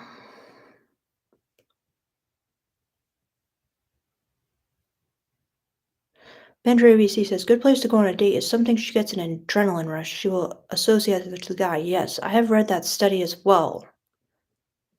So I agree. Like just from personal experience, it is good because it's obviously there's some like psychological effect or whatever, but just in person, it's like thrilling, it's exciting. She can feel weak, she can feel scared, and she can kind of like lean on you as this like powerful man. So, yeah. So then Awesome B300 says, can you explain more about the female gaze? I will try. Because I've been like really thinking in terms like that, and it's just made so much more sense to me now. So the female gaze is like what women really want, what women fantasize about, what kind of men women truly are drawn to, what kind of like deep yearnings women have. And the male gaze is the same, but for men. But like obviously they're different. Like I started hearing about this on TikTok where it's like, I haven't seen like the Fast and the Furious movies or something, but supposedly I guess I remember this TikTok where it's like they're showing a scene from the Fast and the Furious, and they're zooming in on there's this girl, I forget who it was, like is it like Michelle Rodriguez or something? And She's wearing, like, cut off shorts and this, like, cut off tank top, and she's leaning against this red car, and the male director is telling the cameraman, "Zoom in right on her, like, boob, zoom in on her body," who cares about her head? Like, cut off her head, we're just looking at the car and the body. Do you know what I'm saying? So it's like, that's a man directing the movie and being like, "You know what's hot? You know what people wanna see? They wanna see a really hot girl in a really cool car. Let's focus on the body because that's, like, hot or something." Now, a woman directing that same movie wouldn't ever think to, zoom in on the body because women aren't caring about the female body like that because to a woman is that's almost, like, dehumanizing to a woman, and, like, every woman kinda understands this. It's like we would wanna have, like, a more realistic portrayal of, like, a woman. We'd be focusing on different things. We're seeing different things. And, I've just been noticing a lot, like, in movies and stuff, where it's like, when I was younger, um, I kinda thought maybe like, there's so many examples, but it's like, you read a book and you realize, okay, a man wrote this because, he's lonely and he's imagining this really aggressive, sexually forward manic pixie dream girl is going to basically jump on his dick and take his virginity, and it's like a male fantasy. It's the male gaze. It's like the male yearnings. Do you know what I'm saying? But it's so unrealistic. It's not real, and it's never what like a woman would have written because a woman is yearning for different things. Like a perfect example on TikTok they're always talking about is like this is the ultimate female gaze moment. If you have seen Pride and Prejudice, um, Mr. Darcy and Elizabeth, they're having like this enemies to lovers connection. They're like enemies and they're fighting with each other. And they're all like pushing up against each other with their scathing wit. But he's kind of falling in love with her. And so he holds her hand to take her into this horse drawn carriage. And when he lets go, the camera focuses in on his hand going, because it's like this really small moment that only, like, a woman would care about or notice, basically, where it's like he's, in her mind, so filled with so much, like, passion and anxiety and, like, pent up, like, frustration that he's just letting it out in this little moment. But anyway, when I showed that to my boyfriend, I showed him Pride and Prejudice, he was just like, "Yeah, no man like, this is ridiculous, like, no man does that, no one cares." I don't know if I believe him, but that's what he told me. He's just like, "This is so, like, absurd. Like, this is, like, not." I forget what he said exactly, but basically that's a moment of the female gaze. It's like, would a man really care about a finger twitching? Would a man really, like, want a shot in a movie of, like, some tension in the finger that shows, like, how much he loves him? And, yeah, I know that was directed by a man, but it's a very female gaze movie because that's, like, the number 1 most beloved movie by women. So does that make any sense about the female gaze? So, anyway, I just kinda see it like that now in life. I'm like, what do women want and what do men want? I'll just go down to see if that makes sense.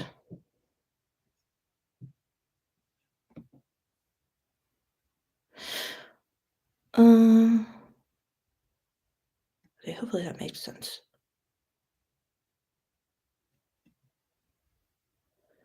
I'll just say Matasuki says, so better way to understand a woman is look at porn with directed by women. That is genius. Never thought about that angle. Yeah, like that's kind of what I'm saying. Like think about porn. I mean, it is 100% mainly male gaze. I mean, it seems like it's always this woman coming on to a man in an extremely aggressive sexual way. Do you know what I'm saying? And there's no like build up of a relationship or character development. That's male gaze for you. And also like when they're having sex, it's like the woman is, like, screaming and, like, telegraphing, like, in the most obvious and over the top way, "I am having a good time. This is amazing. You are a sex god. Yes, this is incredible." And it's like, that's not the female gaze, that's the male gaze. That's a woman catering to the yearnings of a man and acting. Do you know what I'm saying? She's not actually having an orgasm usually that way. Alright, that's kind of what I'm saying, and, okay, Ryan. Wait, Ryan? Okay, wow, thank you so much, Ryan. You tipped me again, thank you. I like girls who are taller than me. I find them attractive. I know a woman wants a guy who is bigger than her physically. Do you think it is bad idea to be with a woman who is taller than you? No, I don't. I think it's really awesome, and I think it shows, you know, I think it's really cool, and yeah, I think it's more women who feel, like, insecure if the guy is not bigger than her physically a lot, or they kinda see it as, like, a status thing to be with a really tall guy, so they're kinda, like, trying to show off their guy, but, not all women care about that, and it does come off as very confident if a man does not care about a woman who is taller than him. Like, think about Tom Cruise and Nicole Kidman. Do you know what I'm saying? It's kind of like he's just really secure in his masculinity. And even though he's shorter, the woman doesn't care because he's got like all the masculine qualities she's looking for. Anyway, he doesn't even need height. So, do you think it is a bad idea to be with a woman who is taller than you?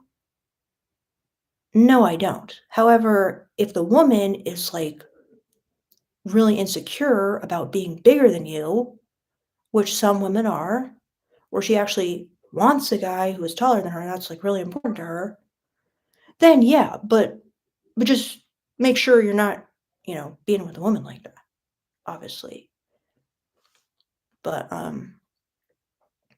yeah, like I really feel like most guys don't care because like when I was a stripper, I'm actually pretty tall to begin with, and then I would wear like really high heels. And I was kind of worried about that at first, like I'm gonna be like towering over all these guys. And I was, but like they don't care. They did not care. Like no one really, well, maybe like one person or something was kind of, but most like 97% of guys just did not care about me being like way taller than them. So yeah, um, hopefully that answers your question. I think it's really cool that you like tall women. Um, okay, Ryan says, great explanation. Thanks. All right, awesome, Ryan. I'm glad you got something out of that.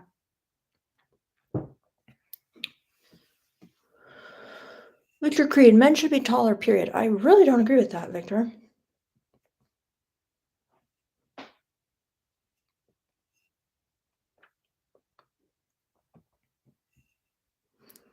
Okay, Alexander 1001. Oh, okay. I've always dated women taller than me, even though I was 5'6". She was still happy to be with me. That's awesome, Alexander. Like, I love that. Yeah. You didn't need it. You know what I'm saying? You had everything she wanted without that.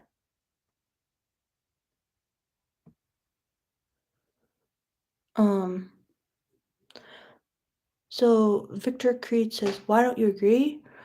I just don't think it's like necessary. You know what I'm saying? Like, why does it have to be that way?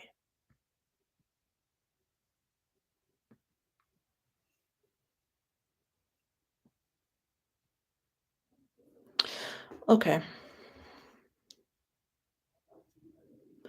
So then Matasuki says, I think some of the most attractive women are actually very tall. I've been with a woman who is basically my height. Probably the most beautiful women I've been with.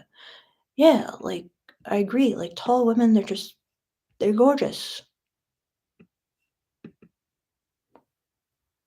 They're like strong, you know what I mean? They're just like athletic and like powerful.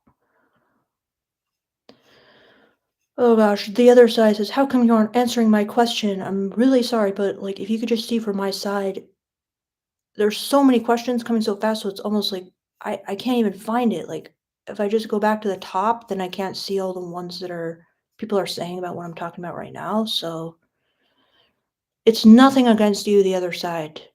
You can actually copy and paste it below if you want. Then it will come up like um so Cesar 7 says, "Do most women hate having their period?"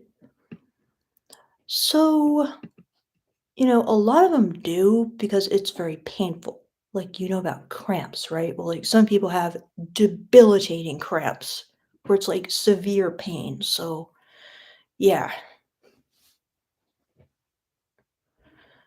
But yeah, I feel like that's the main thing that makes you hate it. But some women don't have cramps.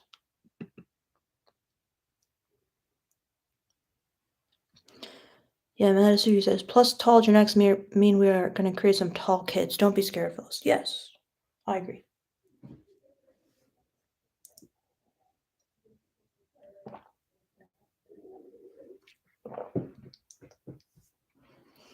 Um,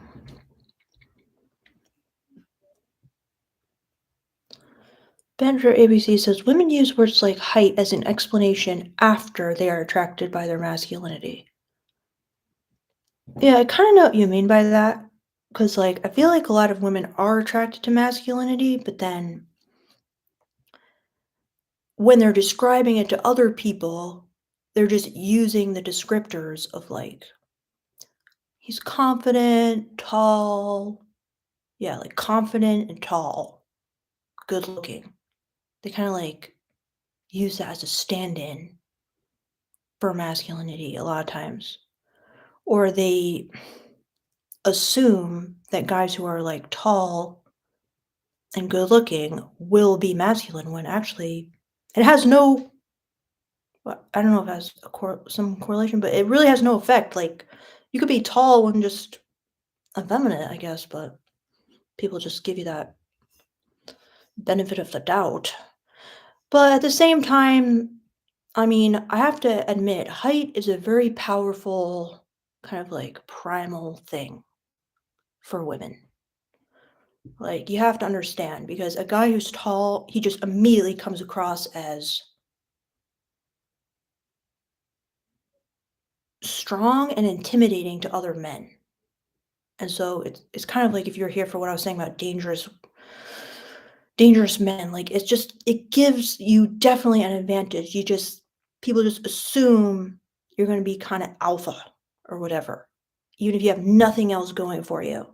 That's not to say other people can't create that vibe in other ways as well, but height is kind of like a powerful subconscious thing for women. I do agree. A lot of them, not all of them, obviously. A lot of them don't. Some don't care, but yeah. And then like I've probably already said, but you just gotta understand how much like women they're insecure about being big. Okay? They're insecure about being masculine because they don't have good body image. They don't feel sexy in the first place, a lot of them. And they're hiding that. And women get like so beaten down about like their bodies. Everybody's like criticizing them and critiquing them, the magazines and the movies. It's like really intense, and so they feel like with the guy who's tall, that kinda gives them a leg up because they will be feeling feminine no matter what with, like, a really big guy. So, they kind of, like, assume that's gonna fix their problems. It's like, "Well, at least I'll feel, like, small and dainty and sexy with this tall guy," when really they should be able to feel that from within and feel that with any guy if they had, like, a healthy body image, but the problem is a lot of them do not. Do you know what I'm saying? So that's another reason they kind of, like, default to, "Oh, well, if I just have someone who's tall, then" you know? I'll never feel, like, masculine and awkward and, like, ugly, and he won't, like, be unattracted to me because 'cause I'll be, like, small compared to him. So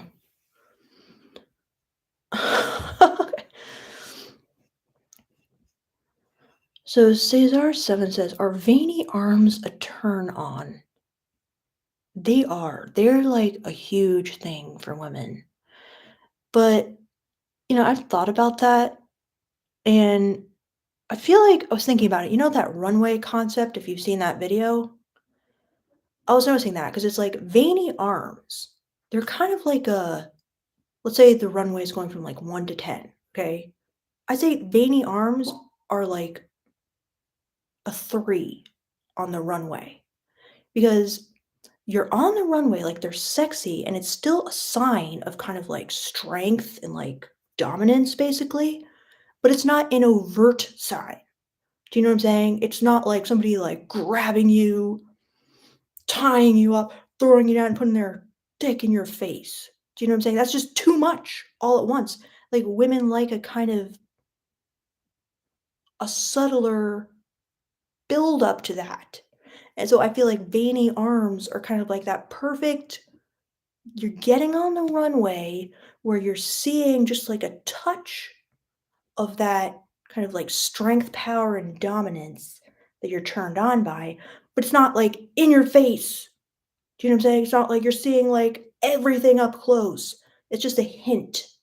It's just the right amount for when you're looking at Reddit on like the veiny arms subreddit or whatever, and you're just like, that's hot, but it's not like, boom, I'm not ready for this yet. Do you know what I'm saying? And then at the same time, I do feel like women, they kind of they follow like the trends. Do you know what I'm saying? And not just women, men and women, okay, and everybody else too. But it's like veiny arms have become like a trend. So it's kind of like a safe way to be like,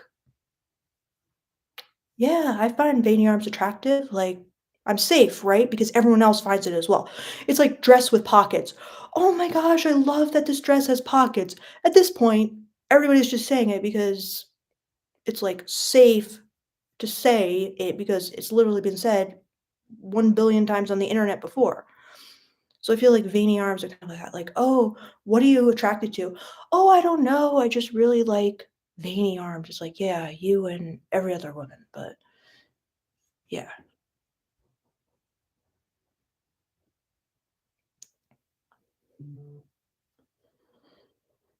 Um, oh, Ryan, oh my gosh, thank you so much, Ryan. You are incredible. All right, so he says, if I desire to marry a woman, I'll take every step possible. Prenup, asset protection, protect myself financially. Okay, that's very smart in case of divorce. How to make a woman sign these documents without looking bad?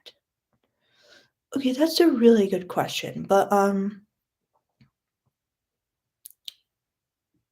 you know, I think you just have to like not see it as a bad thing. Just be like, you know what? Like it's my finances, this is very important to me. I've worked like really hard for I don't know.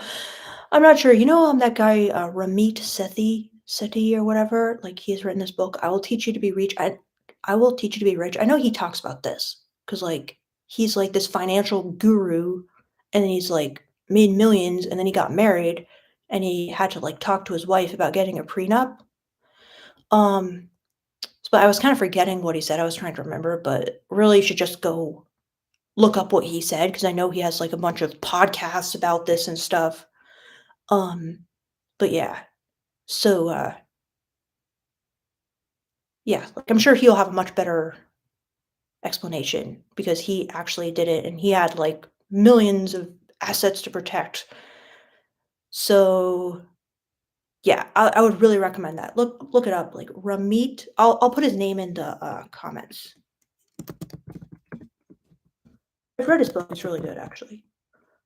Ramit Sethi. Okay. Um. Okay. Let me know if that helps, Ryan, because he really goes into detail in these podcasts. And good luck with that, and good job getting a prenup and everything. That's very smart. Protect yourself. So then Matastuki, paying my tuition, very underrated channel. Thank you so much, Matastuki. You have always been, if not, well, you have been one of my biggest supporters for sure. You encouraged me to start a Patreon. I love talking to you on that Patreon, and you've always supported me ever since, and I really appreciate you. And I'm curious, like, how everything's going with you as well. So feel free to email if you still have my email, my nonlinearlife at gmail.com.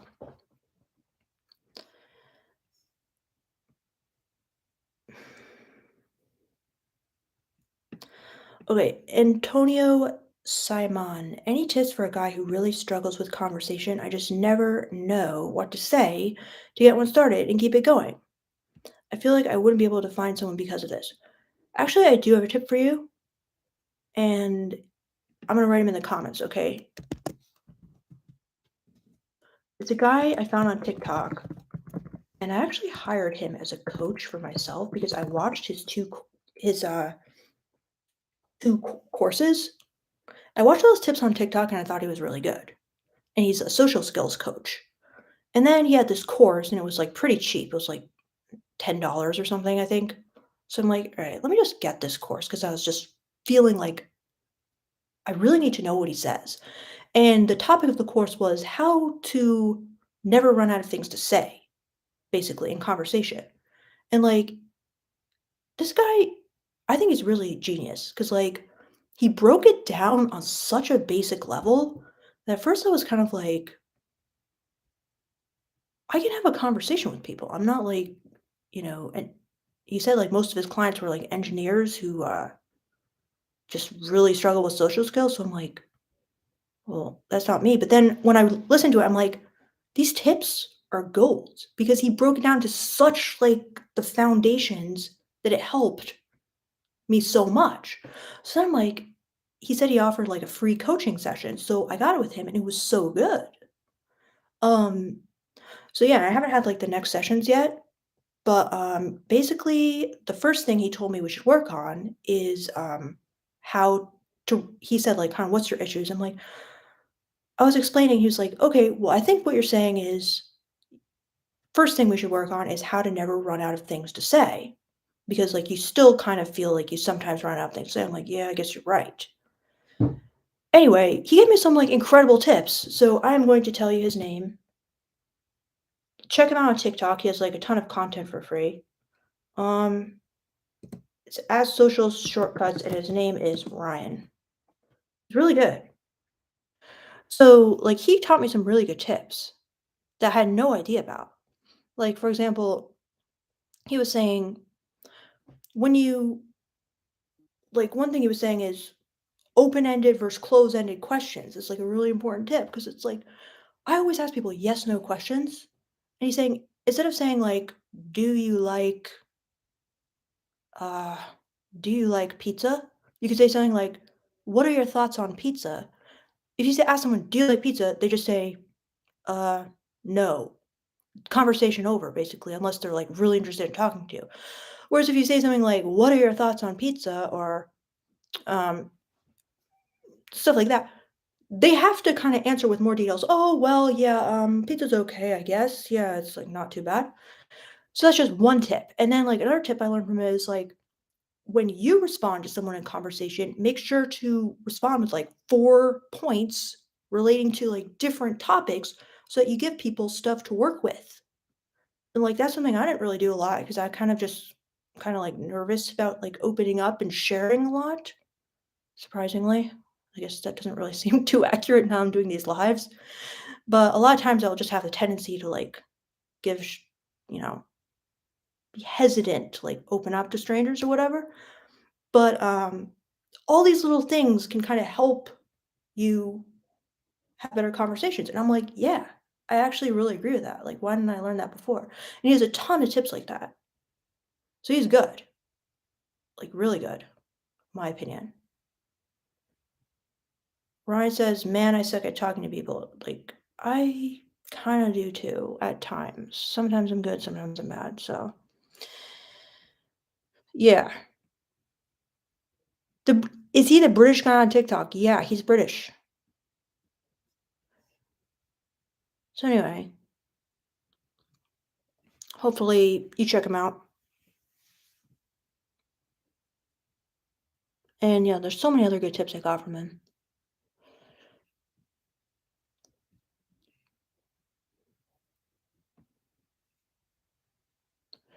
And I really liked one thing he said, Antonio. He said like the advice "be yourself" is terrible because kind of it just encourages people to not learn social skills and just like anything else, you can improve.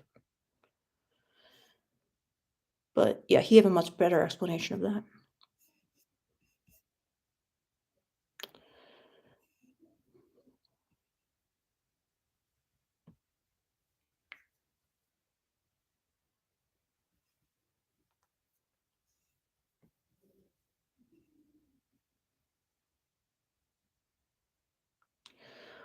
Oh wow, Alex Goldman, you asked like an amazing question. I love it. So good. Okay, so yeah. So you said, hi Victoria. I kind of wish I could just like let you guys like talk a little amongst yourselves because I'm like I have been talking so much nonstop. But anyway, all right. So Alex Goldman says, "Hi Victoria, you talk about the deeper psychology of sexual desire, e.g., dominance. What are your thoughts about the female psychology of long-term relationships? What should men know?" Oh, it's too good, Alex. Okay, so I'll tell you. I'll tell you. Like I've been thinking about this a lot myself. So this is my opinion, right? I think like women basically have like this subconscious drive that's like they're going to find the one, find like the soulmate guy. He's gonna like choose her. He's gonna be obsessed with her. He's gonna pursue her. He's gonna claim her. He's gonna be so fascinated by her personality that he's gonna like need to win her love from all her like many suitors. So he's gonna need to like constantly invest in keeping her with like dates, flowers, and gifts, and trips, and just like constantly knowing more and more about her soul and her personality. And then they're gonna like have this like beautiful house and they're gonna have kids and then they're gonna have like this lifelong deep friendship and he's kind of always gonna be pursuing her basically the same as when they were dating and constantly like learning more about each other. So basically, this is like this subconscious fantasy that women have. And it's not just me, it's like a lot of people. And it's like, I don't think women even realize this fantasy is driving them. So then when they get into a relationship, they kind of realize, okay, he's not acting like the same as he did when we were dating and he was like constantly wooing me with like love notes and flowers and he's not acting like you know I'm so special because it's like we're just kind of cohabitating now um and like we kind of don't see eye to eye and the communication isn't good and you know what I'm saying, so it becomes kind of like depressing and they get disconnected a lot of times and end up getting divorced. So basically, to break that down, one of the things they want, one of the things you should know is that they really want that feeling of being pursued and invested in in the same way you might have tried to win her when you were dating. Um, because that creates romance.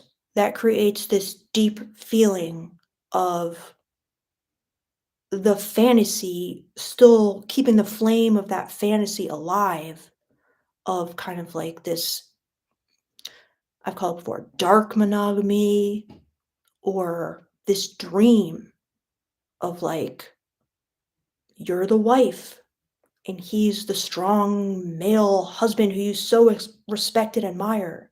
Like you need to like keep this fantasy alive in their heads, or I think like the relationship crumbles, you know? Um you need to like still be someone they respect and admire.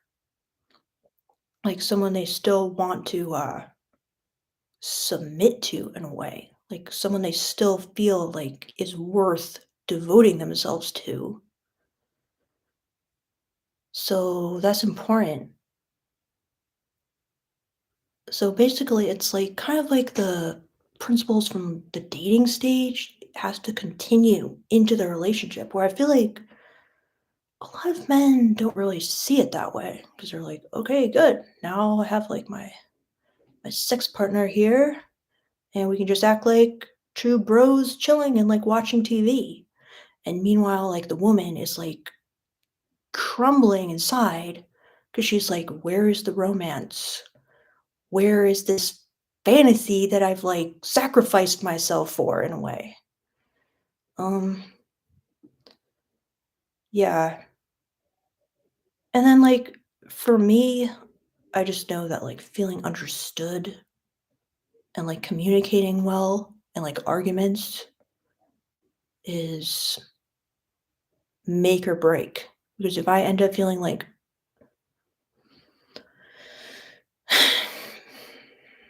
yeah.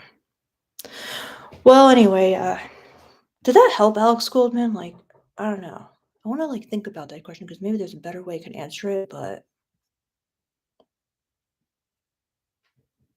I'd like to hear your thoughts on that.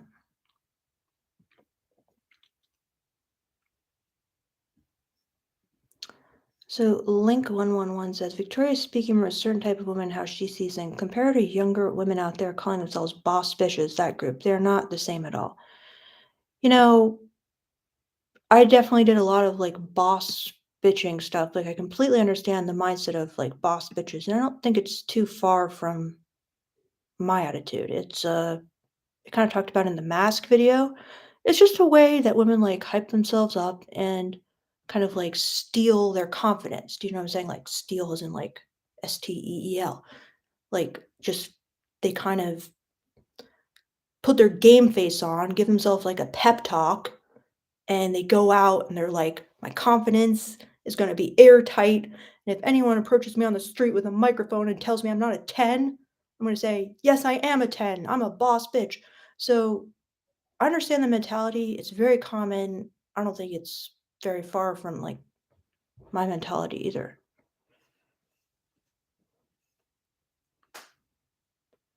Alex Goldman, that was super helpful. Seriously, I appreciate your content. Would love to see more videos on LTRs. Okay, that's awesome, Alex Goldman, because like I haven't been like dating for a while, so I'm kind of like I shouldn't be making videos on dating anymore.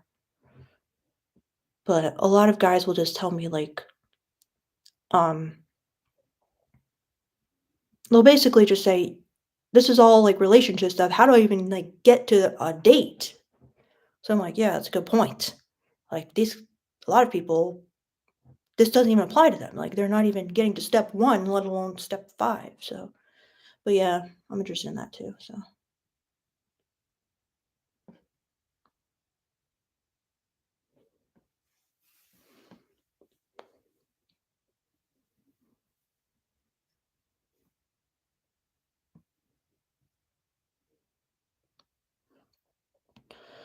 Scotty Dahadi, how often do you do live sessions, Victoria? I've just been doing it. I've done three, well, two on the same night or whatever, but three besides this one.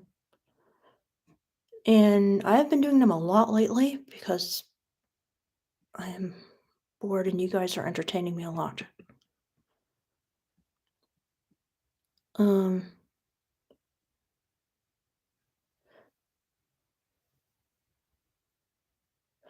okay, I can tell you guys the story of how my boyfriend and I met. It's really scandalous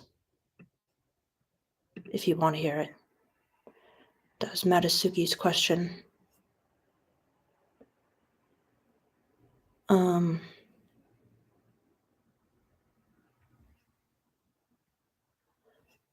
it's gonna blow the minds of all you people who hate promiscuous women. Maybe not. Okay, I just overhyped it probably a lot. I shouldn't have done that. Okay, I'll tell you. All right.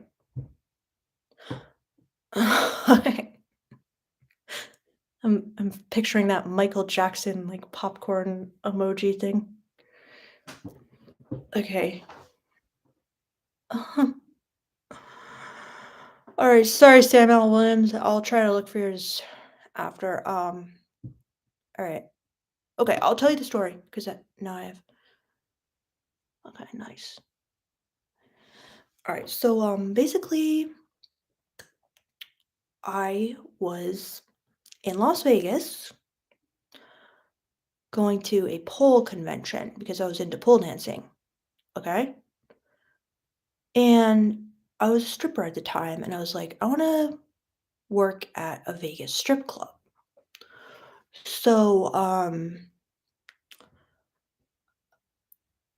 I oh yeah, I was also like there with my friend, and we did pole dancing together, and we decided we wanted to go to a strip club. But when we tried to get into a strip club, they just turned us away, and they were like, "No, you have to be with a guy. Like two women just can't come in here."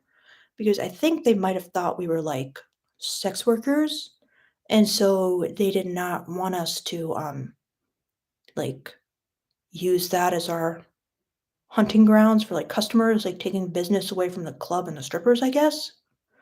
So, yeah, so basically she left, and I put an ad on Tinder saying, "I need a guy to take me to a strip club," like, to escort me to a strip club, basically, because I wanted to go with a guy to, like, check out the different clubs. Um, and, of course, a lot of guys responded to that, and I had kinda, like, um gotten into a new stage in my dating where I would just like put ads on Tinder for like what I wanted from guys because I just found that was like a more effective way because then I wasn't like disappointed with the dates because I just did something I wanted to do. I enjoyed the guy's company and I was like kind of grateful and appreciative of the guy for kind of providing that to me. And I was just having more fun and just doing what I wanted. And if I wanted to hook up, like I would. And I just kind of threw out all the old dating rules. And anyway, so then, basically that's how I met my boyfriend. My boyfriend responded to my ad. We went to us, and I thought he was the best one who responded. It was kind of like down to these two guys. Luckily, I went with my boyfriend. Um, and then we just like met up, chatted, and I actually got this really weird feeling when I first met him, like a really bizarre, like extrasensory feeling, which I still can't really make sense of. It wasn't like love at first sight or anything like obvious, but it was almost like this weird deja vu type feeling. It was so weird. Um, so like yeah. And so anyway, we went to like the strip clubs and then what's kind of funny is he brought me back to the place and he told me he thought I was kind of like rejecting him because he had tried to kind of like put his hand on my leg. He had tried to ask me to like sit in his lap and I was just like no. Like but we still had a good time. Like we had a really fun time, but then when we got back to my hotel, um he basically said that he thought, like, I wasn't gonna it wasn't gonna go any further and that he was gonna try again the next day, that's what he tells me, and he's gonna ask me to hang out again and try to, like, see me again. But he was basically like, "Okay, that's where it ends," or something like basically said something like, "Okay, I had a really good time," like and then I got really lonely, and so I was just like, "Wait, like, you're going?" And he was just like, "Oh, yeah, but" and I was like, "Would you want to, like, just chat in my room and, like, talk?" And he just got this huge, like, smile on his face, like, "Yeah, like, of course I would, like, we could stay here, we could go to a bar, we could do this, we could do that." He was, like, so excited, and I just told him, like, "I cannot promise you anything is gonna happen, so as long as you know that and, like, you're okay with that, then you can come up," and then basically, my goal was to just bring him up to the room so that we could kiss, and then I would see if I felt, like, chemistry in the kiss, and then see if we could go from there. So, basically, that's what happened, and we started like, he came into my room. I just feel, like, more comfortable chatting one-on-one, like, in a bedroom, do you know what I mean? So, he you should hear him tell the story because it's a bit different, but basically, he said I kind of just, like, laid down on the bed with this, like, look on my face that was kinda like, "I'm waiting for your move," basically, and I could see him get, like, really nervous because he told me he knew it was kinda like now or never, and he just, like, had to, like, make the move, and he was really scared, but then he did, and he came in and kissed me, and then, it was a really good kiss. So then, we just hit it off, and it was just, like, amazing, and then we just spent the rest of the whole time together, and it was, like, the most crazy, wild experience I ever had because he's, like, so good in bed, and, it was just, like, so much fun, and then he fell in love with me, and he told me he was in love with me and everything, so then it went from there.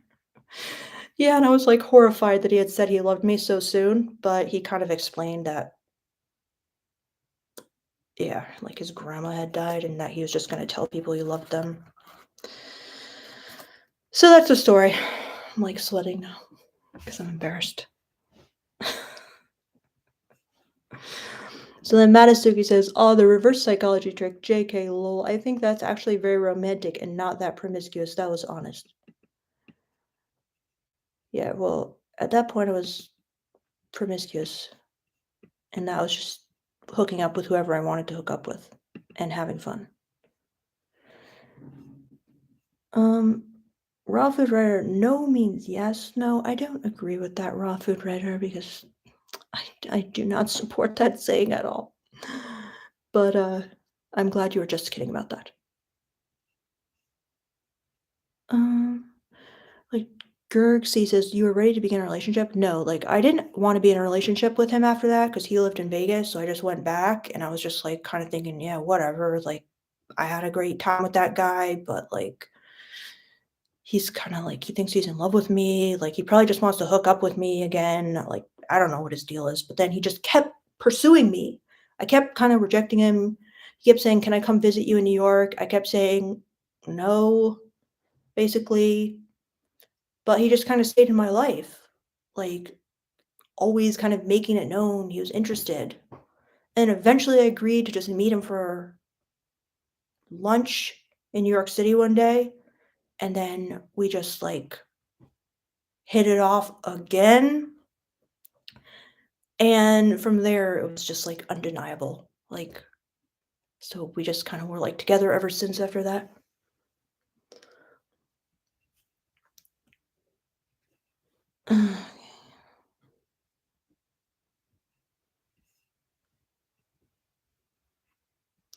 Ryan says, "That story is beautiful." Oh my gosh, Ryan, thank you so much. That's really nice. Bill Jones, dad said the worst you can say is no. Exactly. Exactly, Bill. Johanna Cornell says, "Why did you pick him among the other guys who responded to your post?" That's a really good question. Well, this I was kind of like narrowing it down to two guys. Okay, the other guy was kind of like this typical like douchey Euro guy, kind of like partying with his friends. And I thought this guy was like, he just seemed like really exciting. And so I thought it could be like this really sexy experience. And then my boyfriend's profile, it wasn't really giving off that vibe, but he wrote me a text message that was like so good. And he was just like, I wish I could just read the whole text message too, but basically he was just like, I will be the best escort you can ask for. Like it was so kind of like mature, normal, and he seemed just genuine and like respectful and smart, I guess, in his text message that I was just like, you know what? That's why I picked him.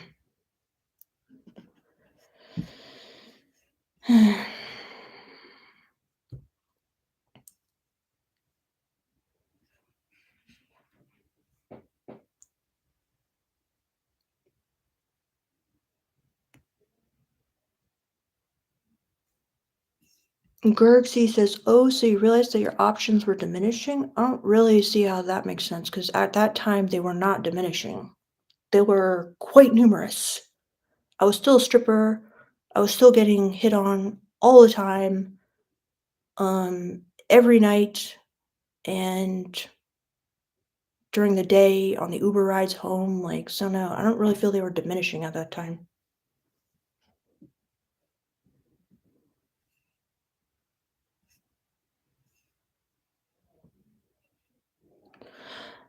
Matasuki says, "Hit it off again. You smiled so big when you said that. Sounds like you hit a home run that day." Yeah, it was like really fun.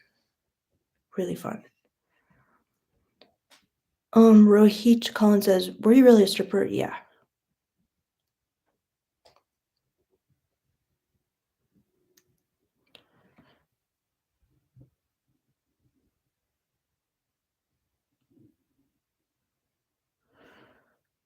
So, and then there's somebody I forgot. Oh yeah, Sam Williams. I have to answer his question, but all right, guys, I'm kind of getting a bit tired, so I'll probably go soon. But Victor Creed says, "Hey Victoria, I have a question. Why women care so much about stories, family, and scripted life?" Okay, first of all, can you say what you mean by stories? Families is obvious, and then scripted life. What do you mean by scripted life? And then I'll try to find this guy's question in the meantime.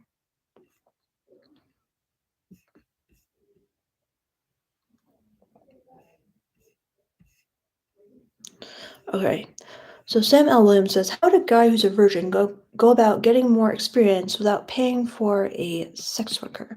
What kind of girls would be down to teach an inexperienced guy versus being turned off by an inexperienced guy?" Okay, well, I mean, that is the question, isn't it? Like, if this were just, how would a guy who's a virgin go about getting more experience? Yeah, it's just like, how does any guy go about getting more experience, like virgin or not? Um, what kind of girls would be down to teach an inexperienced guy? I think like if you found girls who are like very sexually free, that can be kind of like a fantasy for them because they're kind of like very sexually experienced, but it's definitely not a guarantee. But yeah, I think it just really depends on kind of like your game. Like if you flirt with them well, if you have chemistry with them well, just like a guy who has experience, then you get to the bedroom and you say you're actually a virgin. A lot of them aren't just going to be like, I'm out. Like, I don't feel like many women are that turned off by the fact that the guy's a virgin. It's more turned off by the fact that he's kind of like doing things awkwardly or bad and doesn't have good game and doesn't know how to create chemistry and tension. It's not just the fact that like he won't be having sex with me as good as this other guy because even a virgin can have sex like really well because it's a lot of sex is not just like technique. It's more about like feeling and kind of like the chemistry between you. And you don't really need experience. Like a lot of guys have been with, they're not experienced. Like they've had sex with a lot of girls, but they're not good. Do you know what I'm saying? Like, so girls aren't expecting like this mind blowing guy who's like a sexually experienced god. They are basically used to getting like the short end of the stick when it comes to sex. They're used to the guy going in, out, in, out. That's it. So don't be like comparing yourself to these guys who are like, even these Chads or whatever, like who you think have tons of experience. That doesn't mean they're like good at impressing the girls sexually. It's more for, you know, the status of basically like being with them. So if you're a virgin, like I've slept with virgins and they were fine. They weren't like any worse than 90% of the other guys.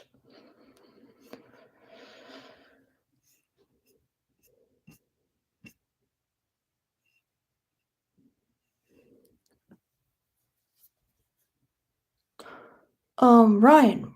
Oh my gosh, Ryan, thank you so much. So if women want a masculine man, isn't a bold guy um who gives you a bit more muscular is it a, isn't it okay, so if women want a masculine guy, isn't a bold guy gives you a bit more muscular appearance which women crave? But again, why they don't have super male models who are bold.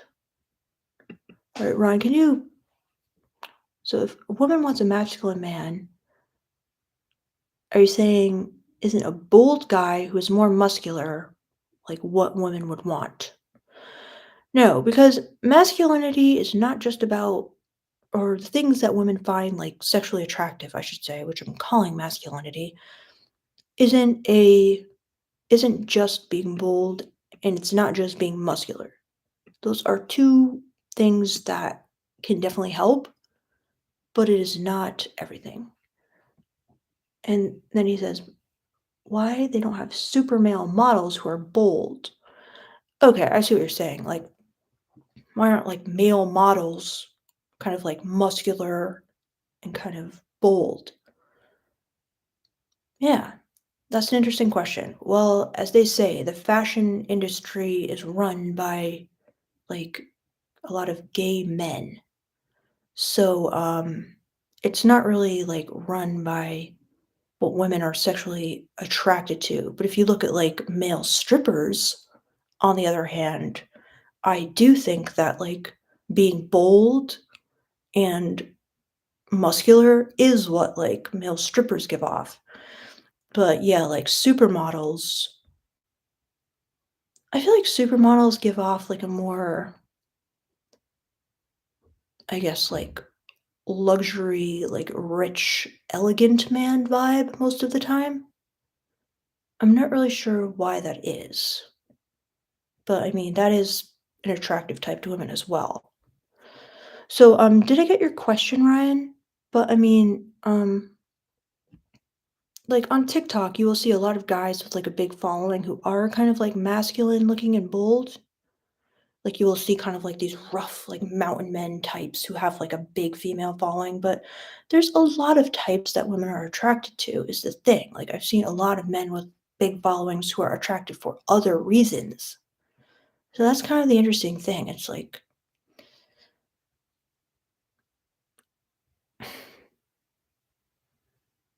different strengths like succeed in different ways and stuff like that. So, um, thank you so much again, Ryan. I hope that answers. Like, let me know if you have any further thoughts on that, or if I got your question correct. But I really appreciate how generous you have been tonight, Ryan. So thanks again. And Richard Berry, thank you so much, Richard Berry. I really appreciate that.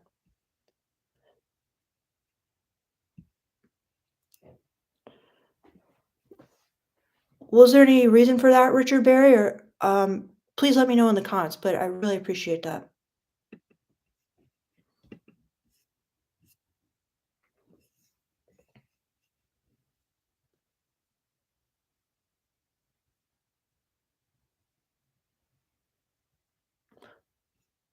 Okay, good, Ryan.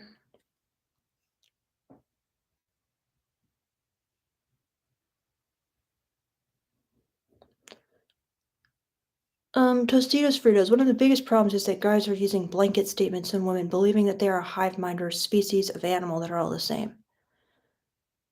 Yeah, like, I agree. At the same time, I do feel like there's some massive patterns that are pretty similar, but obviously in other ways, there's a lot of differences.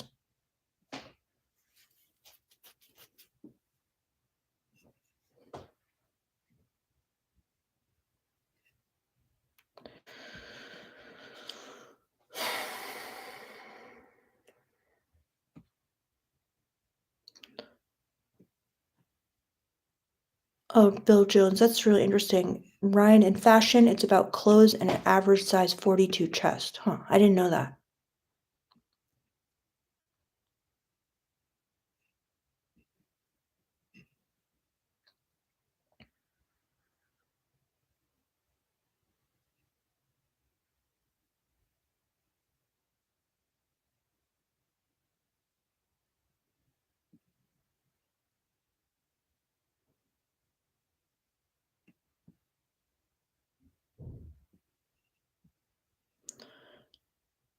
And thanks, Bill Jones. Yeah, why are you embarrassed about sharing? No shame involved at all. Okay, thanks. It's kind of awkward, like just talking into the computer screen without being able to see you guys and stuff. So, yeah, I just can't really tell if I'm just like boring everyone to tears. But I guess they can leave. But yeah, I just feel kind of like I'm just literally talking about myself for like hours. So I start feeling a bit awkward.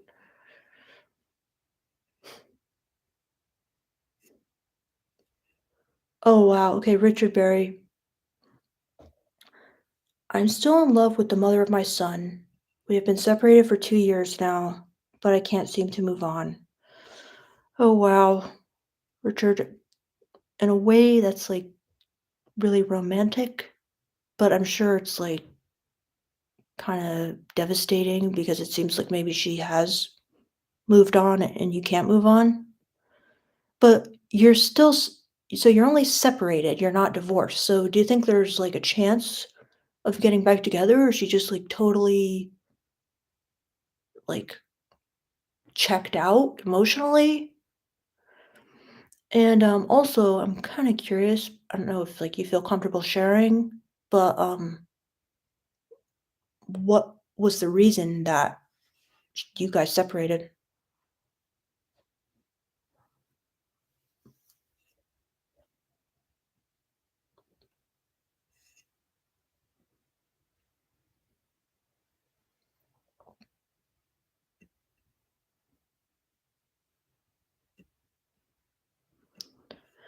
Guitar jams. Do you schedule private consults? If yes, what do you charge?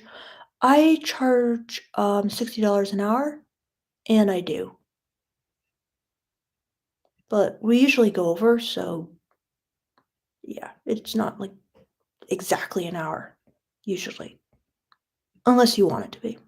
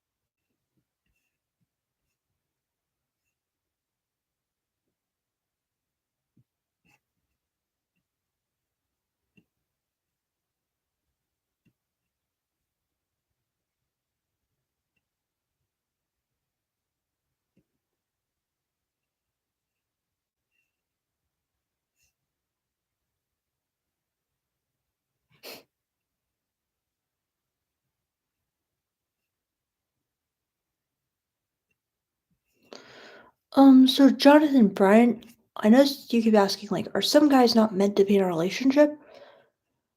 Well, do you mean by like, are some guys just like destined to never succeed in being in a relationship? Or do you mean like, is it okay if you just don't want to be in a relationship? You know what I mean? Because, like, yeah, I think it's like definitely okay if you just don't want to be in a relationship. But if you mean like, are some people just destined to be forever alone? No, I don't agree.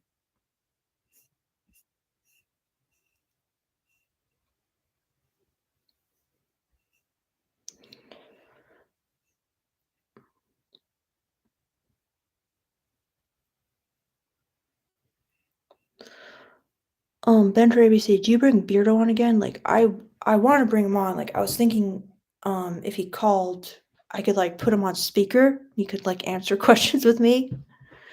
Um, yeah.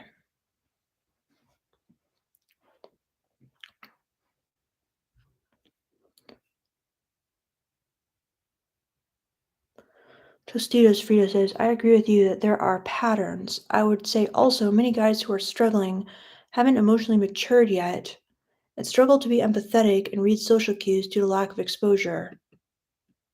I I could see that. Yeah. Yeah. I feel like a lot of like red pill like dating advice kind of makes them like less empathetic because they're always assigning some horribly toxic reason to like certain things women do. So then men just like believe it and they become totally angry at that when really it's kind of like the fault of these videos that are just putting forth these theories like it's true.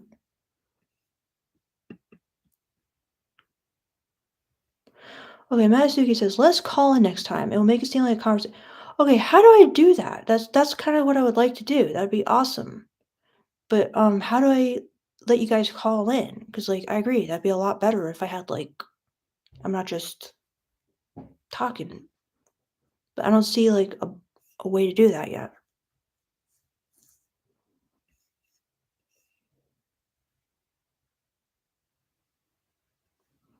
Guitar Jam says, "Just want to note you're getting a lot better at reading chat faster." Oh, really? Okay, that's awesome. I am because I feel like I've skipped a lot of questions.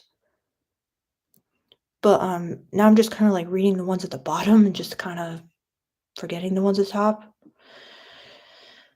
So, yeah, I feel like that works better because then I'm kinda more current with what people are saying.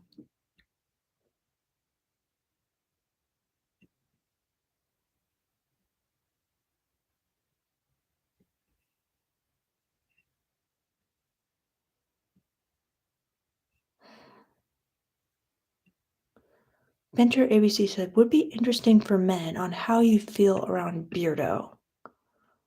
Okay, that's a really interesting question. Well, he just makes me feel, like, really how do I describe it? I kind of feel like he's just this, like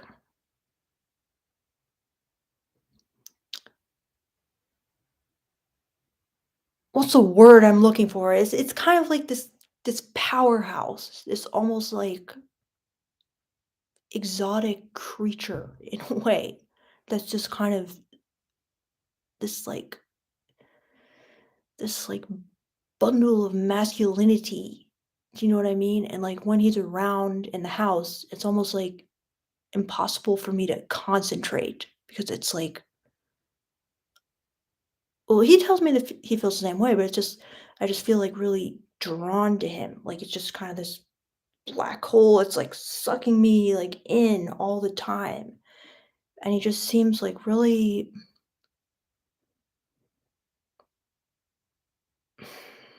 like sometimes I've described it as just like a it's like a tiger pretending to be a house cat. Do you know what I'm saying? There's just kind of like this wildness there. And it's so awesome that he's like kind of all like domesticated for me. but there's just still this kind of like danger and like fire in him. Like he's a very fiery person, which is intense a lot of times for me, but it's kind of just mesmerizing and I kind of need it at the same time. And I respect it even though I don't like it a lot. Um and he also just makes me feel really like kind of just emotionally safe a lot of the time. Almost he gives off very like I guess you could say like daddy vibes when he wants to, because I just feel like he's just this like warm male presence like in my life. Like he's just so loving and like strong at the same time. And I don't know, he like really takes care of me a lot. Like just doing a lot of stuff for me. And then I feel like we just have this like crazy intense passion too. Like when I was a stripper, like I always just felt with certain guys, it was just magical. Do you know what I mean? Because it's like their sexuality was so intense and then mine was, and it just melted into this dance, I guess you could say.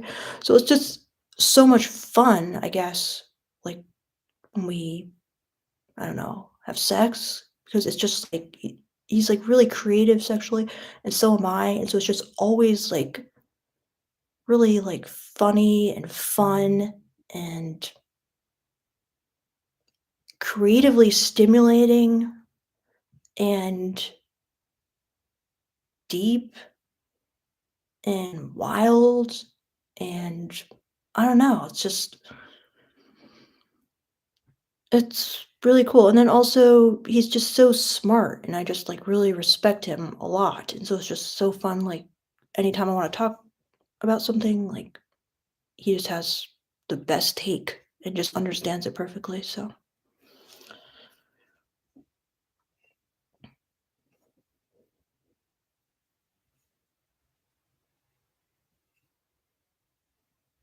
yeah, Tostitos Fritos, listen up to that, fellas. She makes her feel he makes her feel emotionally safe. He's loving and takes care of her, opposite of what the red pill teaches. Yeah, I know, man. Tell me about it. Like it's so crazy to me because I'm like, oh God. Emotionally safe is a huge part of it, guys. But I do like respect that the red pill is trying to teach you guys about like the alpha stuff because that is always under the surface necessary. That I just feel like I do respect him and he is like the kind of guy you cannot really push around and he definitely shows me that and it's kind of like not always pleasant, but at the same time I like that he's like that. I want to be with somebody like that.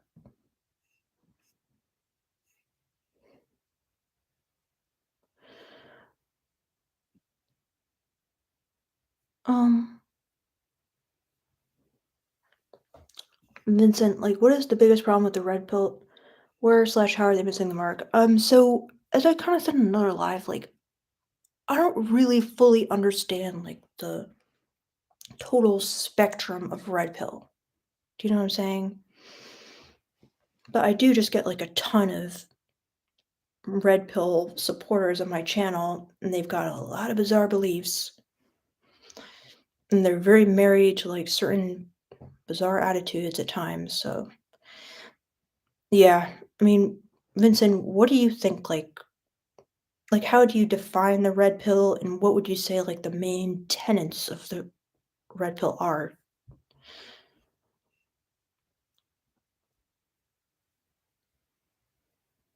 So MD says, "My ex chooses guys she isn't in danger to lose control to end it. I realized she wanted me to man up, provoked me, especially since the breakup. Ghosting, never telling farewell. She wants me to roar." It's quite possible, MD, but, depends what your definition of roar is, so does she want you to, like, scream at her? I doubt it. But maybe she wants to see some of that backbone, possibly.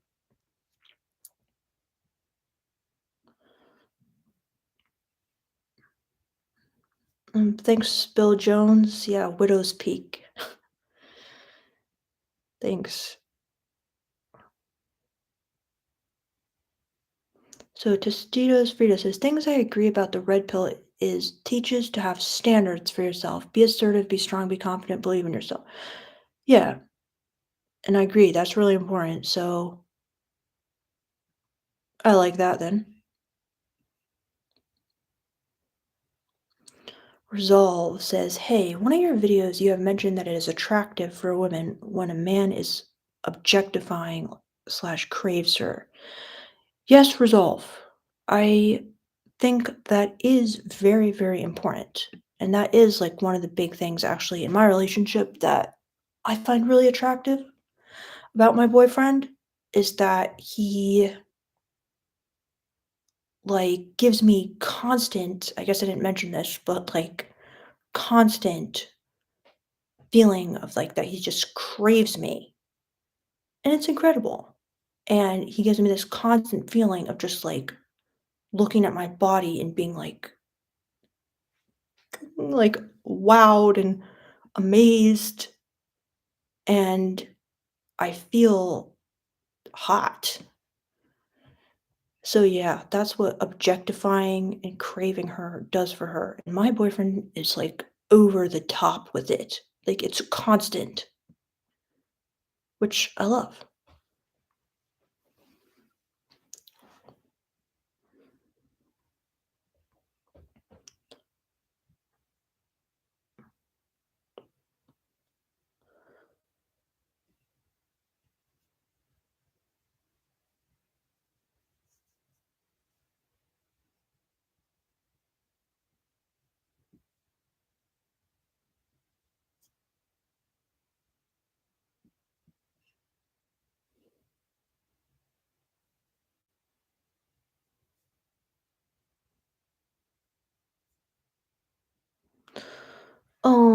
Victor Creed says, "Hey Victoria, how are modern women different to modern men?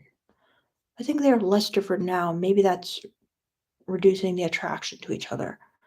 Oh, like women and men are becoming like too similar to be attracted to each other."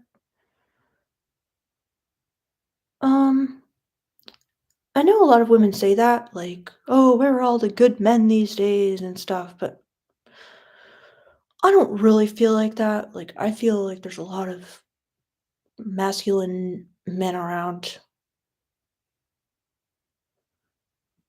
What do you think, Victor?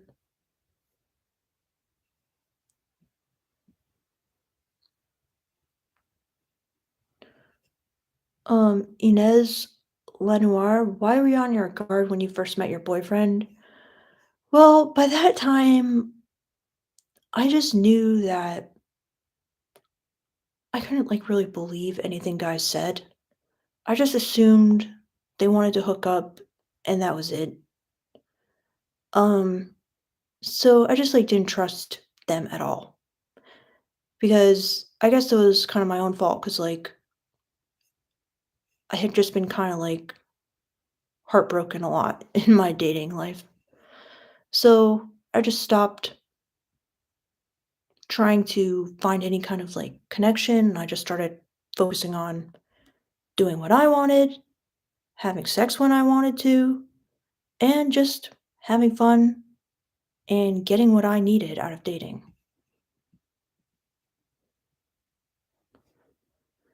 But yeah, I didn't believe that he wanted like a real relationship. I didn't believe that he really loved me. I just assumed he was like saying that, but didn't really want it.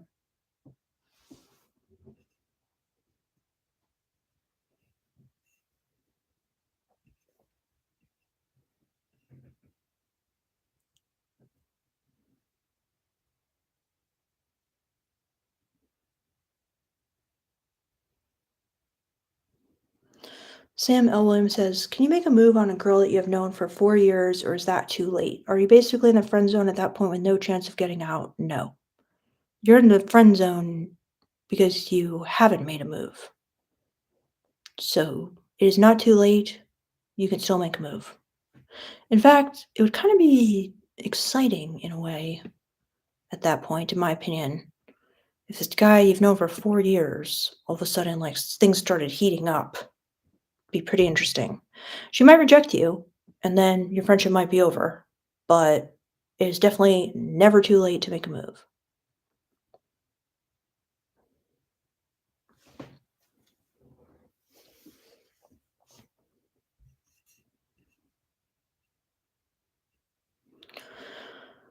Nevada Stronghold, how about calling the chat talking with simps? Like, I don't agree with this whole simp thing at all. Like, how are you guys being simps by just kind of doing the exact same thing I'm doing, which is just hanging out, chatting, and discussing things? Like, how is that being a simp? And just being kind of like friendly and nice to me.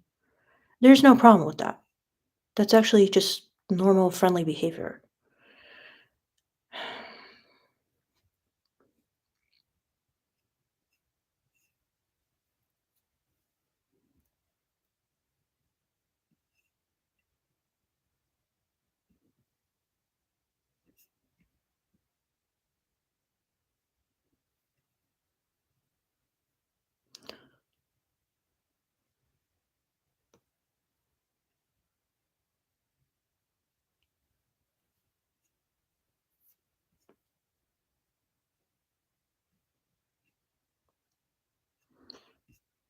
What's uh what's your guys' type? Type in the comments below. I'm curious. Do you guys have a type? Or is it just like hot girl?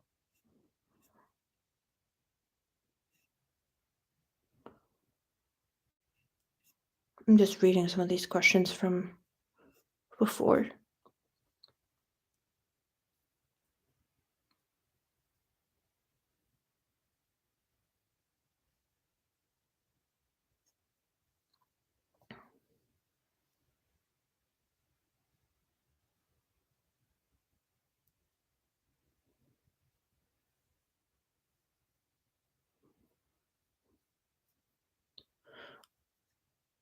Um, Here's another question I have for you guys. Like, what do you think is so far the best dating advice you have received, whether from me or just from anyone? Like, yeah. Like, what do you think is like the most valuable advice you got that's like had the biggest results and effects?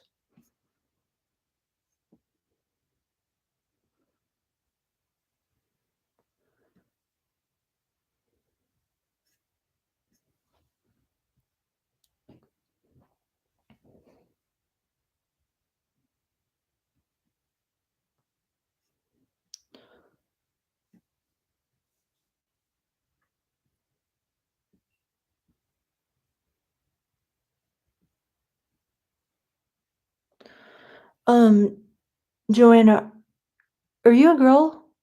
Because I love how you're in here if you are giving advice. 4 years doesn't matter. It depends on you and how you approach. If you confident, that counts too. I agree, Joanna. So I'm glad you agree with me. Nevada Stronghold, you are beautiful, Victoria. Thank you. Thank you. I appreciate that. I remind you of your ex, Richard Berry. I'm kind of curious in what way. So now I'm reading your guys' types. So we got one MGTOW guy. Do you pronounce that MGTOW or MGTOW? So we got all types, no type. Okay.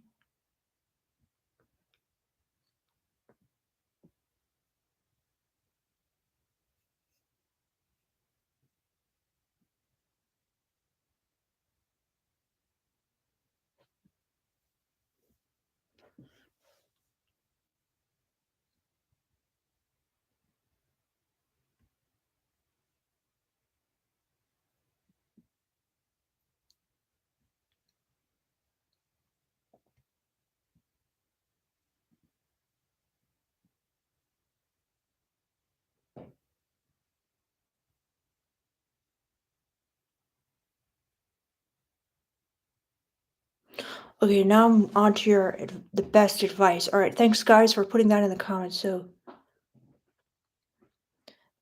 Um,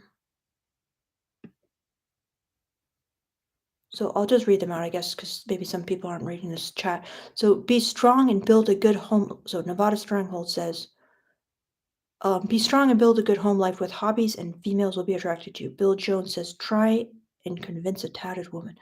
Okay, KO says, act cocky with a sexual vibe and being funny, teasing, and make a move. That's what I learned on my own.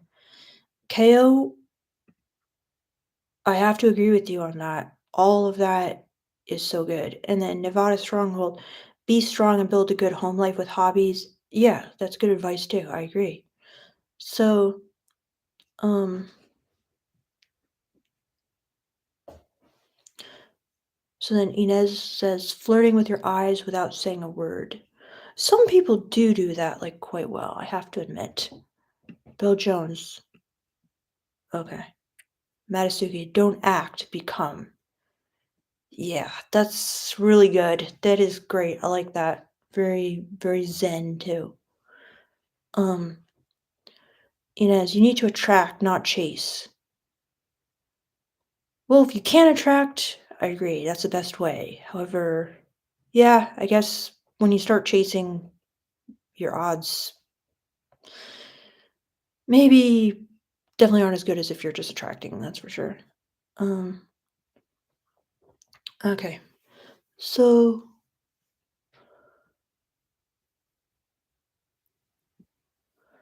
Matasuki says people throw the simp word around too much. Too many antisocial people can't see the difference. I agree, like for sure. Inez, you need to project sexuality. That can definitely help. That is definitely good. Um, Laurent C. Sexually speaking, when partners respect, honor, and trust each other and love, the feminine flows where the masculine goes. Okay, I really like that first part, Laurent C. What does that mean? The feminine flows where the masculine goes? Or does that just mean like wherever a masculine guy is, women are kind of like going to be flocking around him?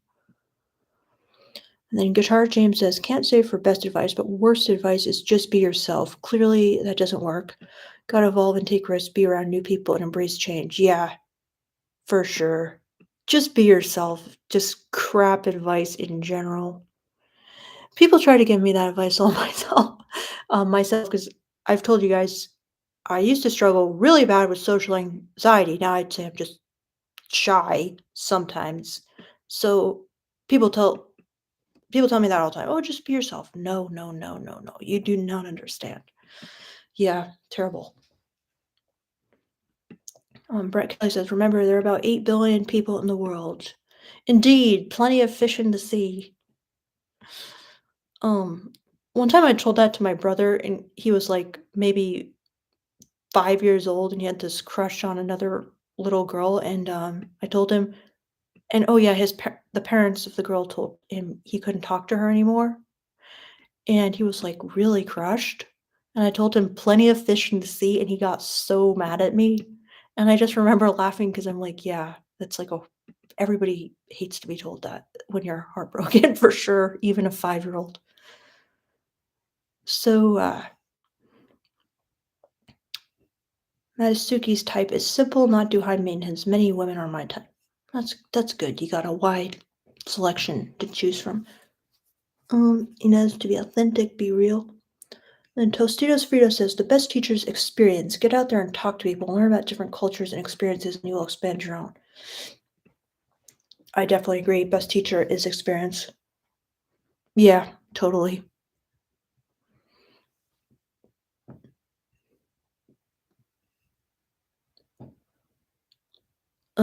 Matasuki, best advice that female gaze thing you were talking about earlier.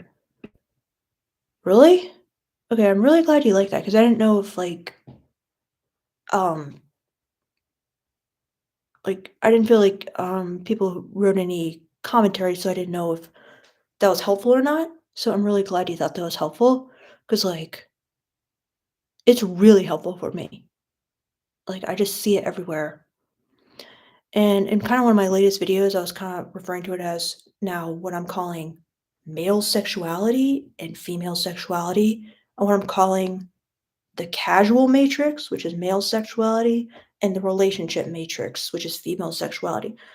It's just another name for the female gaze, and it's kind of like a matrix of like a word cluster or of sentence clusters of like all the different kinds of female gaze desired behaviors and words that you're going to hear all the time in like TV shows and movies and books. All that together, I call the relationship matrix. And then for the male gaze, all of that together, I call the casual matrix. And it's so funny because you will definitely notice the casual matrix and the relationship matrix everywhere. And really, like, as I was learning today, it all comes down to, I guess, as this Harvard biologist was saying, testosterone. Male sexuality comes from the influence of testosterone.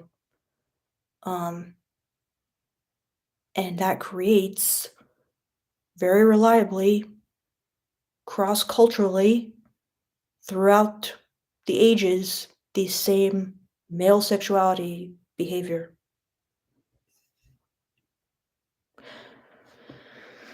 And the lack of that creates female sexuality behavior.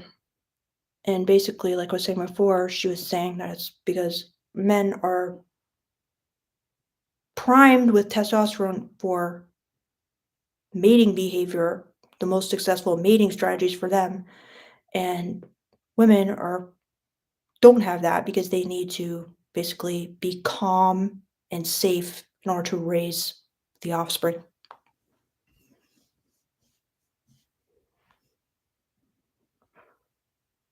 So then KO says you can get a girl completely into you with just introducing yourself and being a little flirty. Seriously, that works.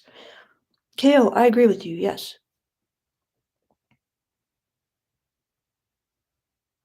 So Inez says, be healthy, increase your energy levels. Women are attracted to healthy energy. Yeah, I'd say that's actually really true. I'd agree with that, for sure. Matasuki says, write a book, Relationship Matrix. Never thought of any of this like this. Oh, that makes me so happy. Like, I'm really glad you like that. I should show you kind of like the diagrams, because I kind of mentioned this in one of the videos, but I should have gone a bit more into detail, like explaining all the words and sentences and concepts in the relationship matrix. But I'm really glad you like that. Because actually, my boyfriend, he'll like point out things to me like, oh my God, this is so casual matrix right now. Like if we're watching a TV show or something. So he uses it all the time too. So it's really like good, in my opinion. Thanks, Matasuki.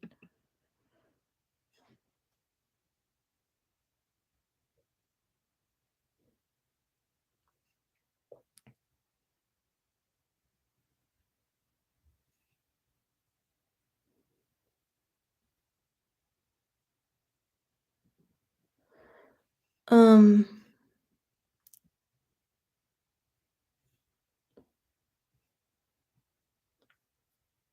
oh, Victor Creed, you are back.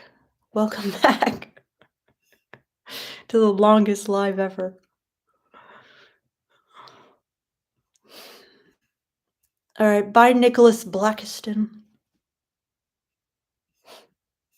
All right. Um. Well, hello, Samir Bhatia. Victoria, you have some good dating information for men. Oh, wait, Joanna. So, you're saying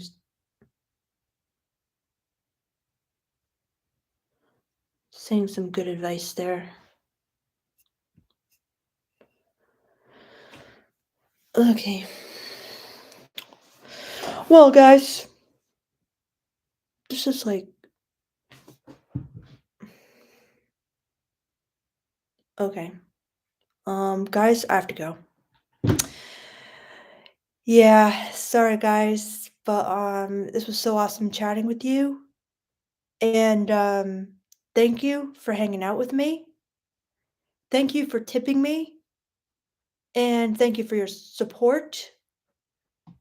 Um, and